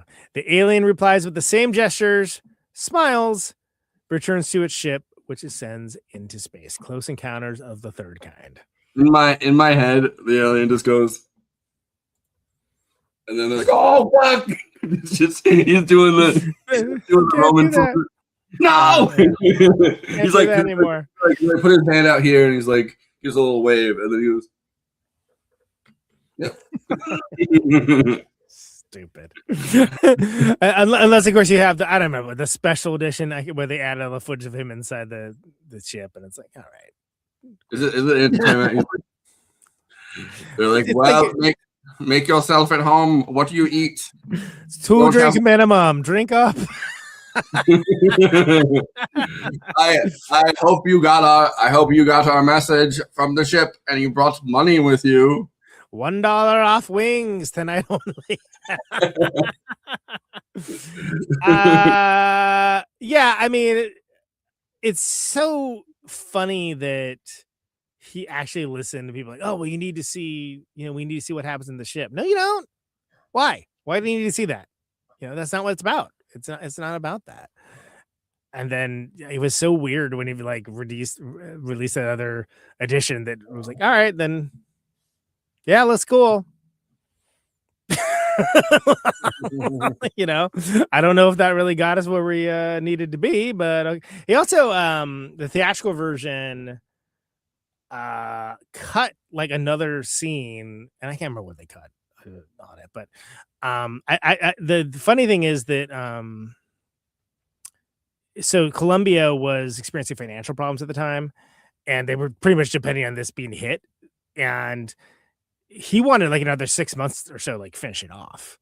So they released it before he was comfortable doing it. And so that's when he made his director's cut, which is like 137 minutes, which it just adds a couple other things. And they agreed on the condition that show the inside of the mothership, so they could have something to hang, like basically, hey, it's all new version. You haven't seen this stuff before. Other than that, he says he never would have shown the inside of the mothership. Like, it's not of interest to him. So I think that's fascinating that they were just like, yeah, we'll let you do whatever you want as long as you give us, oh, you haven't seen this. You haven't seen it like this before. Got to come back in the theater for it. And that was just anything you have this like them doing in the ship just colors the rest of the movie. Like, absolutely, yeah. But what's interesting is what it also added in was the SS Cotopaxi, the ship in the middle of the desert. Like, that was added in as well. Yeah. But then, so when he did the collector's edition, the director's cut, which is basically become the version most people know, that removes all the mothership interior stuff. And then also, comedy is legal again in here, people. But the special edition, which is stuff with the mothership interior, that was the only version available for many years on VHS, which is, of course, how most people saw it. And so one of the first releases for it that included the variant, and this is one of the first times that they did it, Criterion Collection. They offer two versions for the Laserdisc, everybody. One is the variant of the original 77 edition, and the other one is a special edition. So it was the first time that they offered two distinctly different versions that were on there, and which of course led to that being pretty common amongst movies to have a director's cut or like another edition. If you have like a deluxe, not for Laserdisc specifically, but for any edition of things. Which How many like famous films at this point? I mean, going back even to like Orson Welles, where it's like, oh, if I got my cut out there, it would have been everything would have been way different. So the director's cut, like, it gives the director like the chance if they've clashed with the studio, which they almost inevitably do on something, right? Like, it gives them the permission, I guess, to show you what their cut would have looked like. So to be explicitly clear, that was in 1990 that Criterion did that. But the one that blew that whole thing open, this would be a good trivia question, by the way. Terminator 2, nice, which was huge. Huge hit, yeah. But the Terminator 2, the theatrical versus the director's cut, that was like something that like that gave that movie that already had, it's hard to explain how huge of a hit that was, like just like epoch defining hit. It gave it a whole nother life, and then it started to be, as happens with a lot of things, learning all the wrong lessons. It's like, all right, we're gonna have movies, the Slapshot, the version you weren't meant to see. Okay, really? What else is in it? Some more jokes. What is it? Uncut, uncensored, on whatever. Like, every comedy that was like, oh, this is a PG-13 comedy, uncut, uncensored, more gross out gags. Yeah. It's like some of those jokes would have been good. Those jokes stunk, but anyway, yeah. I've come up with what the aliens want. I think I've come up with it. So instead of having Devil's Tower, right? They put a microphone into everybody's minds that sees the UFOs. So the UFOs are going by. So they put a microphone, like a stand-up mic, in everybody's mind, so that they're all of a sudden they have to work on their like Type 5 or Type 10.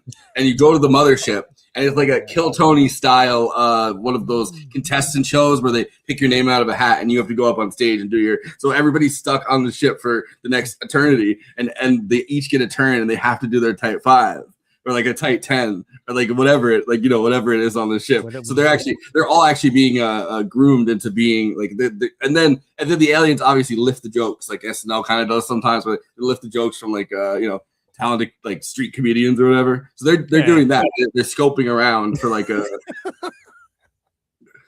what are the humans gonna do, I feel like Adam McKay would appreciate this, but he's not on this episode. Anyway, Letterboxd, of course, is a site for film lovers to talk with and to each other about the films that they love, maybe the films that they didn't love, maybe the films that they were just pointing out accurately what a bad dad Rainieri was. And of course, all of this is best expressed succinctly. It is a bottom-up democracy. Everyone's have their say, not Siskel's and Eberts of the world, but it is best to keep it short for the purposes of this bit. Did those kids even notice that their dad was gone? I don't think they did. Where every week I collect the best of these short reviews for Forrest and the panel to react to, laugh at, with, etc. That's what this is. These are the Letterboxd one-liners for Close Encounters of the Third Kind. Let's go. Love to follow the hero's journey to Wyoming. The only time that's ever happened, besides maybe one of those Western like novels or whatever, where it's like, oh, we end up in Wyoming, or like it's I guess it's not. I don't think it's the Minari or whatever, where they're it's like Sure, right? Wow, Minari, yeah, one from The Walking Dead, following the American dream. Right, exactly. That's what's got to be. A beautiful fantasy that intelligent life is out there and will come in peace. And that also, if your father left, it would be for very important reasons. Don't worry, child. He has gone out for cigarettes and he will be back. Oh, he went out for cigarettes. He'll be back. They beam a pack of smokes into the kids' minds from the mothership. They accidentally get them addicted to smoking at like 8. How many kids do you think their dad said, "Oh, I'm going out for a pack of smokes," and then left, and then the kids ended up trying to like chase the dad down to a bodega or like a place that sells cigarettes, and then ended up going, "Well, I might as well smoke myself if Dad wanted to do it." Oh, and like dark. I thought the stand-up comedy material was dark. Do you ever have a situation where your dad leaves for cigarettes and you follow him to the store? And then you trip over a gleeble door.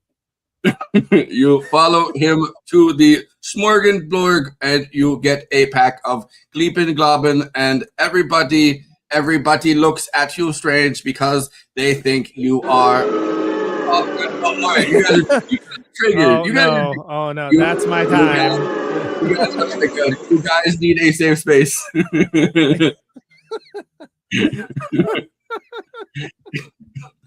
So stupid.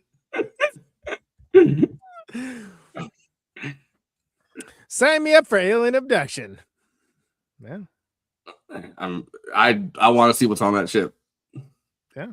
Would you guys get so on did the distributor. Show us what's on the ship. Show us. the ship? Alex Jones going onto the ship, and he's like, "Oh, all right, everybody, I got to show you what's on the ship." Would you go? You know what? My answer, I think, is I want to see 2 to 3 more groups of people before I go on. I think that's a serve man situation. That's how I did the COVID vax. I gave it I think 2 or 3 weeks, and I wanted to make sure that everybody wasn't like, I don't know. I wanted to see what would happen, so I let the old people do it, and then my parents did it, and then I was like, all right, maybe I'll do it. How about you, JG? Would you go? Oh, are you kidding? Yes.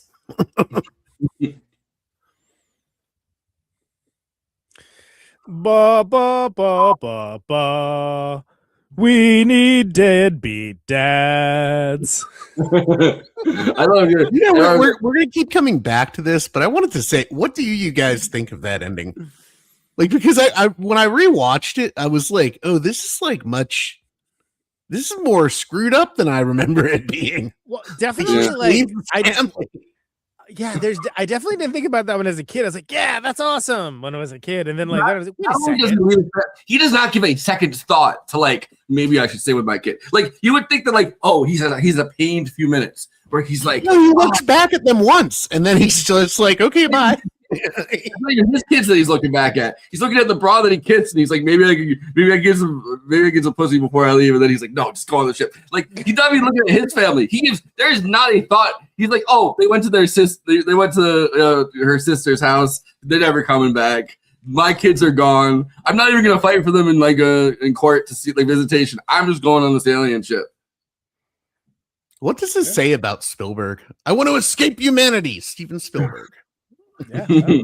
Well, but I don't know. I feel like this movie is colored differently for me a little bit after watching Fabelmans, where it's he has these lingering issues with both his dad and his mom because his mom cheated on dad, and then his dad was kind of just a pussy about it, and he was like, you kind of looked at him disdainfully at the end of that movie. Like, I just feel like maybe I feel like he works through his own issues on this. He's like, Definitely. They were pretty much heading for a divorce anyways. Good luck getting alimony while I'm in space. well, she doesn't seem like she's emotionally or like sexually fulfilled by their relationship anymore. Like it seems like she was, and then something. Well, like he's tuned out. Like he's not. He's the whole time. She's like Roy, and he's like, maybe he's tired from being in alignment. Maybe he got shot. Maybe he touched a wire that he shouldn't have, and it like changed him. Maybe. That little alien jingle is going to be stuck in my head for the rest of my life, and I'm chill with it. Wait for it. Oh, I hate that there's so many different things now. There's too many options. Yeah. Be dads. Sometimes too many options are like no options. You know what I mean? Like it's just it's a paralyzing experience. By the way, the We Need Deadbeat Dads review needs way more likes than just me and the two other people that gave it. Because that was great. That was. I thought it was gonna like ba ba ba ba ba. Bring back the McRib. All right. I had to think of something on the fly. Those little alien babies make some sick music. I can argue with that. Like learning like where they were shooting, like they were shooting it on an aircraft carrier in Mobile, Alabama, and they were just local children. And I have to imagine like all of the kids look like Deliverance when they took off the banjo kid for Deliverance when they took off the alien costumes. Maybe that kid could have done some crazy work like communicating with the aliens. Oh sure, he's like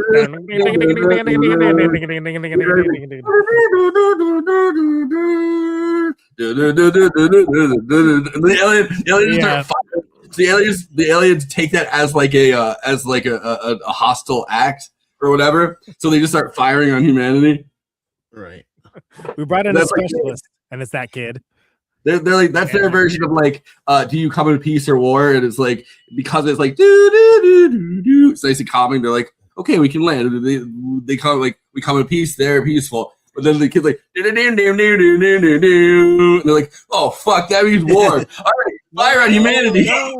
No.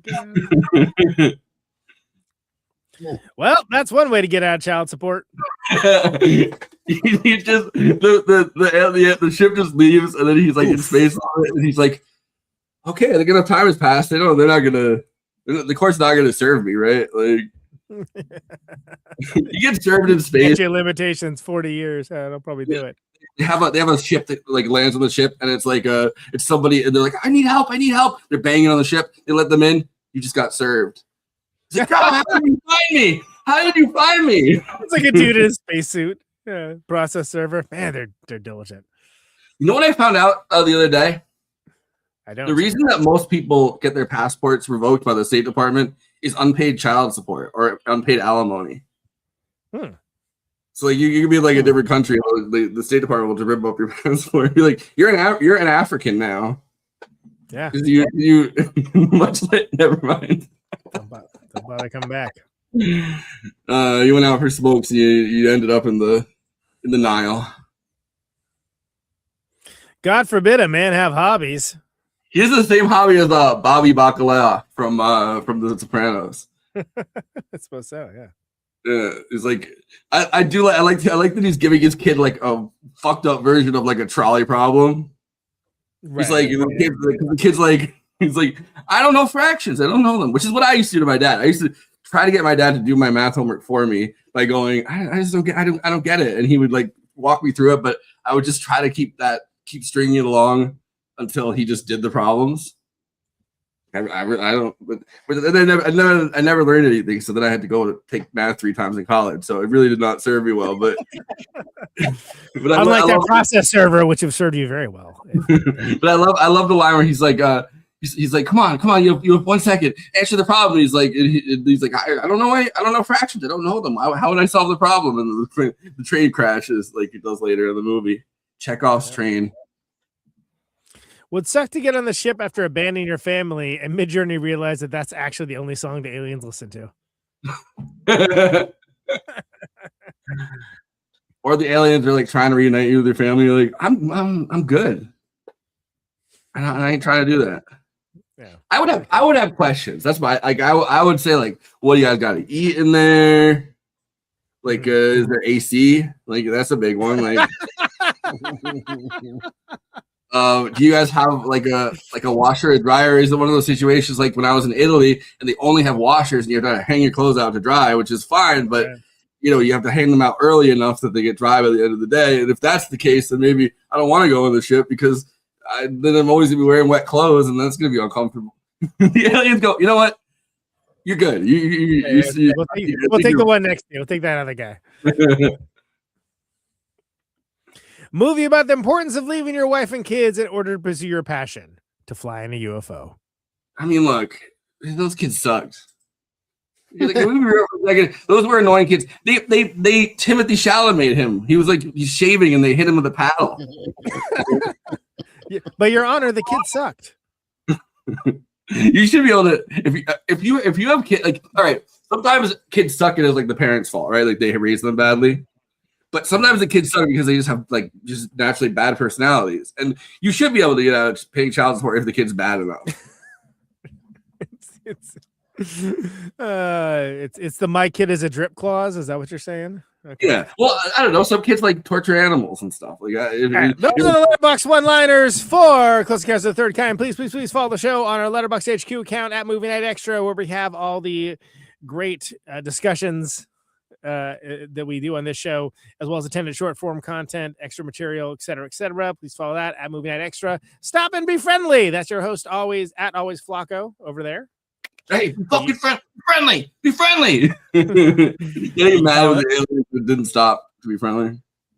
Right, exactly. Yeah. You can follow him on the popular Letterboxd format to see what he's logging for this show, as well as many other things. The alien version of it. I was watching. Do you ever use the Bling Bling Blong Blong app? I was logging my favorite motion pictures on the Bling Bling Blong Blong app. That's the equivalent of Letterboxd for these aliens. Yeah, that's another thing. Do the aliens have movies? If they don't, I'm not going to that alien ship. Yeah, I was gonna say it's gonna put a real fucking spike in this show. I am better than Goofy Golf at Conan Neutron. Follow me for the highbrow, the midbrow, the populist fair. Criterion Challenge, pretty far along, getting closer to the halfway point. So right on par where I need to be. Question the aliens about their Wi-Fi connection. How's the Wi-Fi up there? Follow me along for that. Reviewing new releases, classic movies, so on and so on. Saw a really good one recently that it's lesbian rom-com, Saving Face, but centering like Asian folks. Really good. Starring the incredible Asian rom-com. That's yeah, it's great. It was really freaking good. And starring Josie Packard from Twin Peaks. So that was awesome. She's the mom in that. Follow me for movies like that, as well as way more at Conan Neutron. JG Michael. I want to say it's Views Parallax, but it's not. What your Letterboxd handle is? It just JG? Yeah, Michael? I think it's just JG _Michael. Yeah.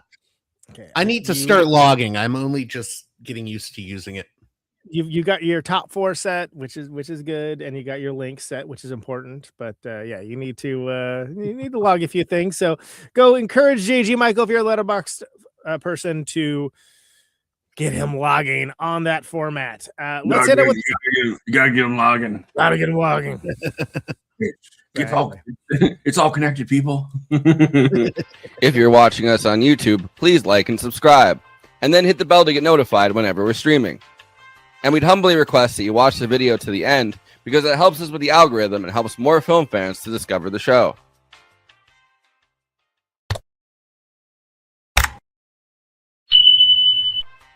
We're also monetized. If you want to get your chat questions definitely read on stream, you can always send us a super chat, which will help us keep the show going. Every cent helps. If you're watching on Twitch, you can gift us a free sub on Amazon Prime with your Prime membership, but getting subs on Twitch is always appreciated, and it helps to follow us on there as well. We also have an audio feed, which is available wherever you download podcasts, if you prefer to listen to podcasts rather than watch the stream. That's updated usually the same day we stream, but watching on YouTube and Twitch is the best way to get the show first, live as it happens. If you want to support us with a monthly donation and get access to all of our after parties forever, which go patron only after we do them, you can become a patron at patreon.com/movie night extra. Link is in the description for that. It really helps us keep the show going since we do have some expenses to make this happen. We also have a Discord community. Link is in the description for that. We sometimes watch movies we cover on there. We get into conversations about everything from film to TV shows to related podcasts. We even have a Discord channel for memes. It's really fun on there. You can find us on all the social media platforms: Facebook, Instagram, Blue Sky, Twitter, and Threads. You connect with us on all of those. Talk to us. We'd love to hear from you. Lastly, we recently made a TikTok at Movie Night Extra where we're putting up short form clips from the episodes. Okay, passing this to Conan so he can tell you about his music and this week's Protonic Reversal. Conan, who's on Protonic this week? That's right. So Protonic, not a top priority right now because, of course, it is Caterwaul week, but I did have Greg Deal of the Dead Pioneers on Protonic. Really interesting indigenous punk band from Denver. Greg Deal was a visual artist before getting into music. They have a lot of incendiary songs and lyrics. One of the latest songs called Nazi Teeth, as in punching them. And really interesting fella. So that's going to be hitting the general feed tomorrow morning. Protonicreversal.com for that. For the archives, always free. Patreon.com/Protonicreversal. That's right. $1 a month advance access for that. No Protonic this week because, of course, Caterwaul is happening. Caterwaul, baby. It is Caterwaul weekend. It is all happening. If you can scroll down a little bit for us, you can see the wonderful poster that Aesthetic Apparatus put together. Really cool stuff. So if you're remotely in the Midwest area, hopefully, come out to it. Friday is sold out. Saturday and Sunday tickets still available. Rye Coalition is playing. I still can't believe Rye Coalition is playing. That's amazing. Dazzling Killman, Digits, Mike Watt, Season of Risk, Stress Position. So many great bands coming out. Caterwaul.org. It won't just be me there. Forrest comes out yearly as well, so he'll be out there as well. Come say hello. Holding the camera. Yeah, don't bother him, but say hello. You're Steven Spielberg or whatever, Yeah, Steven Spielberg over here. At neutronfriends.com and neutronfriends.bandcamp.com for Conan Neutron, the Secret Friends. We're heading back to the East Coast at the end of June. So we're doing, let me see off the top of my head, Youngstown, Baltimore, Brooklyn, and then Western Massachusetts and Boston. Till Brooklyn. With the great band Miracle Blood for those last two, and Sapling before that. And then West Coast tour, San Francisco, Sacramento, Eureka, Portland, and Seattle at end of August, and some more cool stuff on deck for the fall. It was kind of a sleepy summer for the band, but we had a really, really busy spring. We went everywhere in the spring. So, including Rainer got his new heart, right? He got a Rainer has his transplant was successful. So yeah, so he has a heart. Him and the Tin Man both, and he's currently in recovery. So great news on that front. We were all very, very concerned. It's crazy that they at least that long. I saw the long Melanie post where she was talking about how at the last minute they realized the heart was kind of not like the heart they're going to transplant was not as good as they thought it was going to be, and then they're so they put him out, and then they had to. They prepped him for the surgery, and then it was like oh damn, that's crazy. Yeah. So that's but yeah, he's on the other side of that, so that's great. Wake up and be like, oh, I guess I have my new heart, and they're like, oh, we got something to tell you, buddy. About that, we need to do it over again. Yeah, Zach can be like, there's so a TV show where it's the dumbest thing I've ever seen, but they have the thing where the guy drops the heart that he's supposed to be putting in it, and then the dog picks it up and runs out with it.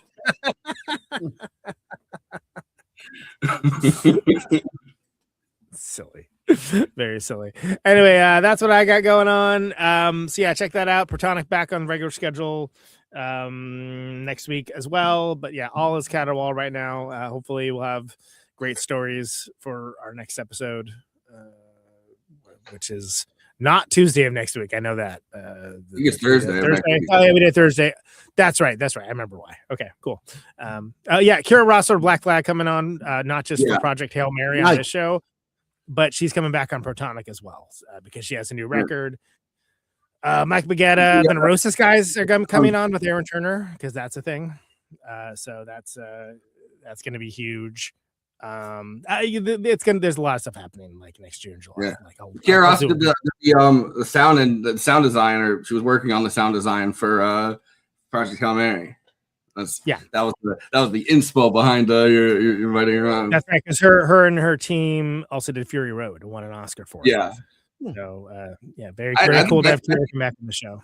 I think that Project Hail Mary has a good chance of definitely nomination. Yeah. I mean, as it stands right now, I think it's one of the best films of the year. I mean, we'll see if anything topples it, but certainly one's in the mainstream anyway. So we'll disrespect I Love Boosters, but if it was up to me, I'd be like, I love Boosters, but yeah, I mean, I don't think it's going to get an Oscar nominations. I mean, great if it does. I mean, I'm there for it, but they're like, we actually like capitalism, so we're not going to. Kristina, of course, is going to be doing her streaming when she does it. I don't think you guys are doing Absurdity Space tomorrow, though. You said, yeah. I think I'm going to. What I think I'm going to do is I'm going to send Nick our Mad Max Fury Road episode that we did with Kerry Rossler. And, oh, good. Get it for sure. Then okay. Yeah, half of it this week, half of it next week, and then we can prep people. Awesome. And but I'm sure she will be. Kristina has other streams going on, so please follow her channel for all the normal things. JG, what do you got for plugs? I wanted to say for Kristina's thing, she also has, I guess I put it. She has a Kofi or a coffee, whatever you call it. She's KofiAnon.com, right? Yeah, KofiAnon. No, she's trying to save up for her laptop because I guess she hit whatever goal she was trying to reach for. Like she paid her phone and everything, so she's trying to save up for a laptop. So she has I think it's like her Cosmopolitics on coffee or Kofi or however you pronounce it. Cosmopolitics on coffee.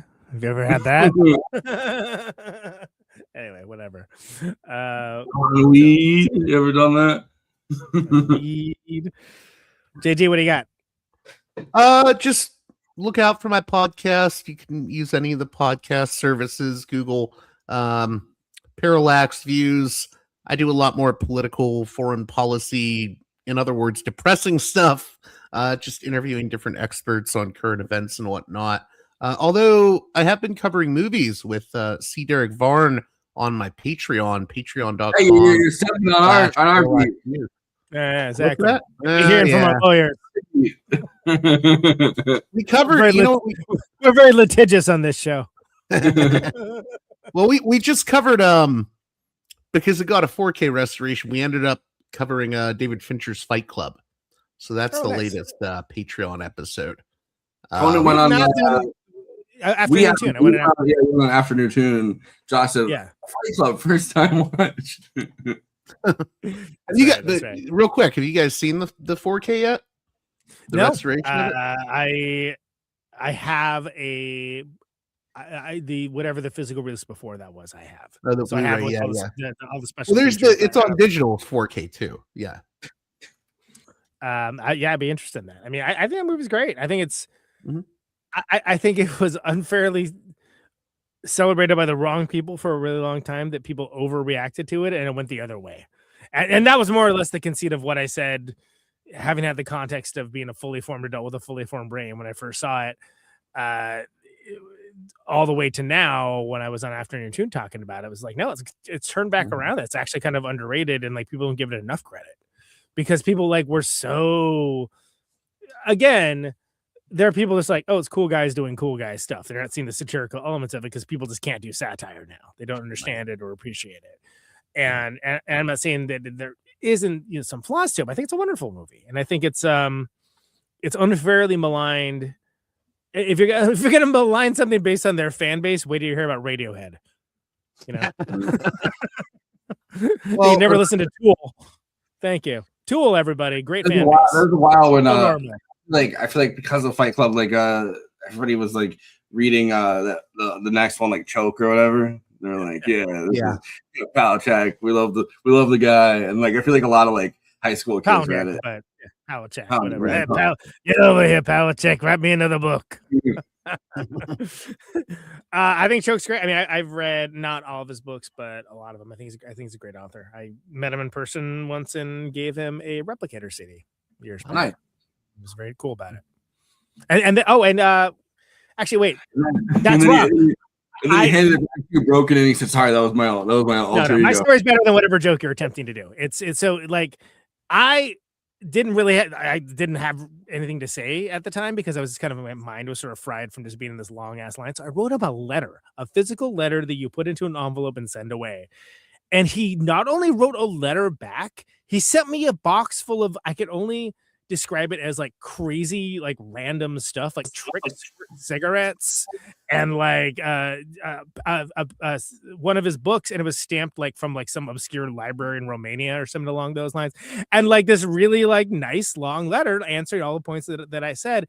And I guess when he is winding down from doing book events, from reading and stuff like that, he would make necklaces.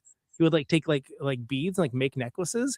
So he made me necklaces to Conan. Thanks for waiting in that dumb line. Necklace from Chuck Palahniuk, and I still have it to this day. I still have most of the junk that he sent over too, but I thought that was the sweetest thing in the world. I was like, I never expected a response. I was just like, oh, I had whatever. It was me, so whatever I had probably had some saliency, I guess, but like I didn't expect to get a response back at all. I just was like, oh, it sucks that like I wasn't able to be articulate in that moment. That one moment you have to like have that interaction, like it wasn't to my liking, and he really vibed on that. I thought that was really cool of him. So Chuck Palahniuk, do you have like a PO box kind of thing? Because I feel like a lot of authors and stuff will get a PO box and then they'll like put it out there and you can write them like. It was so long ago, I honestly don't remember, but I somehow found a way to write him a letter, and like and I'm not saying go write Chuck Palahniuk a letter. He probably doesn't do that anymore. It was a long time ago, but he was a really cool dude. Like I remember probably because of like stuff like this, but the guy that played, or his handle for books or whatever was Lemony Snicket, but like Daniel Handler, like that guy. I remember he had a PO box that he would like and somebody he would write kids letters back or whatever. That dude, friend of a friend. By the way, which I didn't realize at the time. He always seemed very very, very witty, but like kind of spectrum-y too. Every time I've seen him he played in Magnetic Fields for some time as well. Before those books, because I remember those books like before they became big, like they were around for a little while. It's like, oh, that's cool that he did that. That's awesome. And then it was like, oh no, those books are like huge. Yeah, they made the movie version of it with Jim Carrey, Meryl Streep.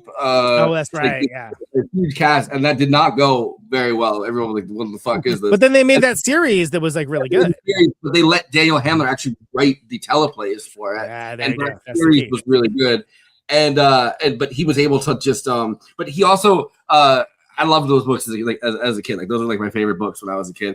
And but he did the thing where he was kind of like trying to halfway through the series, or like he was like, oh, I want to make this whole conspiracy, and then he like tried to retroactively add the characters and stuff to be like, oh, they were in the conspiracy and everyone else was in the conspiracy. Right. Okay, sure. I always got the feeling that like he had thought of it a few books into it, so it was like, yeah, come on, how do I do this?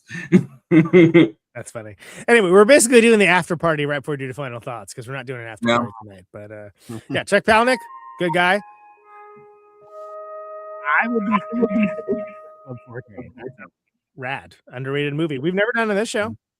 Yeah, I would do. Have we done? What feature have we done? I guess we did. Getting the show canceled off YouTube because we talked about Fight Club.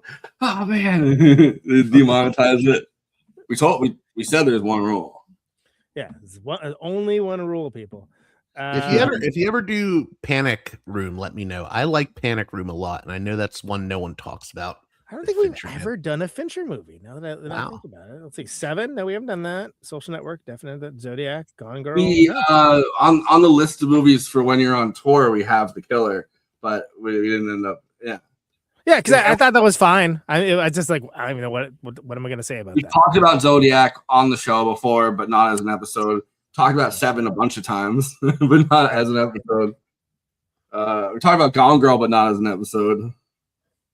No, that'll be good. That's weird. That's weird that we've never done a David Fincher movie. That seems odd to me, but whatever, it happens. I mean, what was the one that we like didn't do till like episode 300? I can't remember. Doesn't matter. Fuck, I forgot that he made the movie version of a Girl with the Dragon Tattoo, the one that wasn't a like a Norwegian movie.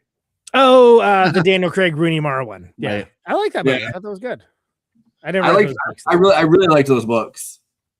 I think I read all three of them. I remember they were very dark. I liked that about them. Yeah. But I wouldn't have been able to read them when I was like younger. I think I would have been like, whoa, like, so I read them. I must have been like a teenager when I read them. Great soundtrack on that one too.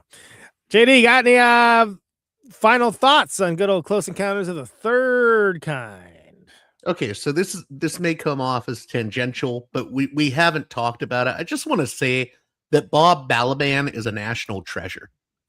This dude has appeared in everything from Close Encounters to Altered States. He was in Seinfeld. He directed the first episode of Tales from the Dark Side, and he writes children's novels or children's books.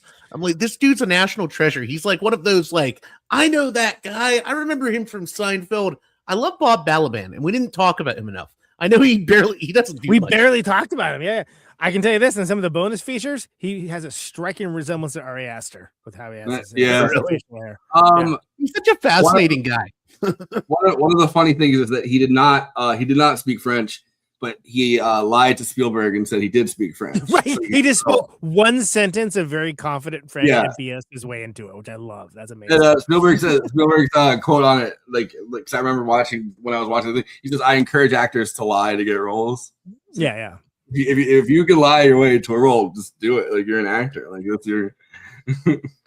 Brazil was one you guys took a while to cover. That's true, but we did do 12 Monkeys. So we did have a Terry Gilliam before that. But there's a lot of Terry Gilliam we haven't that we could. I don't know. Sometimes just we get on a down one path, we kind of forget about stuff. Yeah, it happens. We used to be way worse with it when we would get on one path with like a director, and then like I would be like, oh, I want this one, watch this down the rabbit hole. Yeah. You got to do Baron Munchausen at some point. Kristina, speaking exactly what I'm thinking. We basically did an after party in the final thoughts. I forgot this movie aged so badly since 2013, but I always forget about Fading Gigolo, the John Turturro and Woody Allen, and they're gigolos. I don't know this.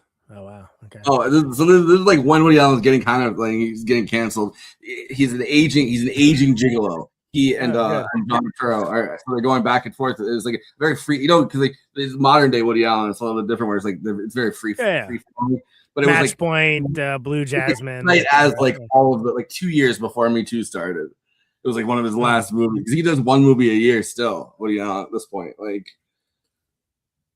And only Europeans watch them, but anyway. The Bob Balaban thing, he's in like every single of the Wes Anderson movies. That was like his big. Oh, okay, good for him. Or like I don't know everyone, but yeah, most French Dispatch, even Asteroid City, Isle of Dogs, Grand Budapest Hotel, like Moonrise Kingdom, it's all of them. Okay, so they're probably going to go to the next damn day when you're not here. This show goes down.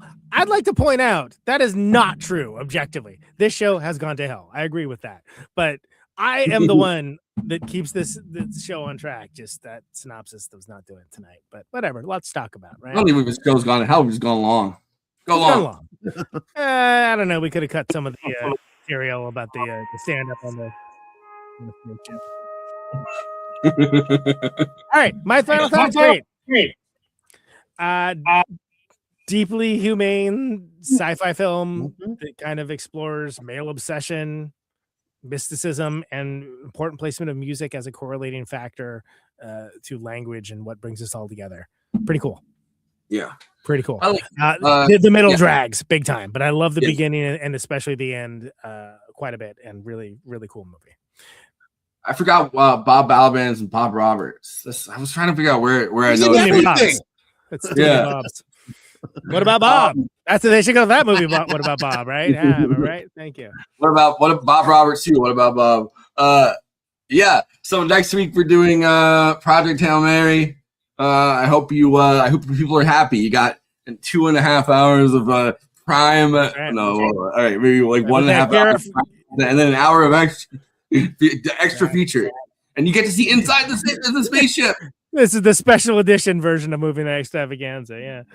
Carey Rossler from Black Flag, who worked on Project Hail Mary, of course, coming on next week. Excited for that. And then after that, Disclosure Day. We're hitting with Spielberg again. So I don't know. I mean, I saw the trailer. I'm excited for it, but I have no idea what this movie is going to be like. Yeah. Like not at all. The screeners, like with the people that they had to do the screening. They all said it's like the best Spielberg in 20 years. But really? I mean, I'm glad because you already put on the docket sight unseen. So I'm glad to hear that because I saw the trailer and I was like, this feels very bland. Yeah. Well, it feels like it's like I don't quite know what this is. Like what is this exactly? What else is he gonna say about? Yeah, like he's had so many alien movies. It's like he's like, oh, I got a new thing to add to the conversation. He's gonna but these ones do stand up. Or he has he did like a Trump corollary character that's like trying to distract from a pedophile ring by like putting out alien stuff. Look, an alien. You know what would be the greatest? He needs to make an alien movie where the twist is it was all fake and it was also Trump could usher in fascism. It was a fake alien invasion scenario. Yeah, well, it's the state of exception. The state of exception. The movie. Yeah. You get what I'm saying. Yeah. All right. Well, we'll be around. Hang on. We'll be around next week on Thursday, not on Tuesday, and yeah, we'll leave it.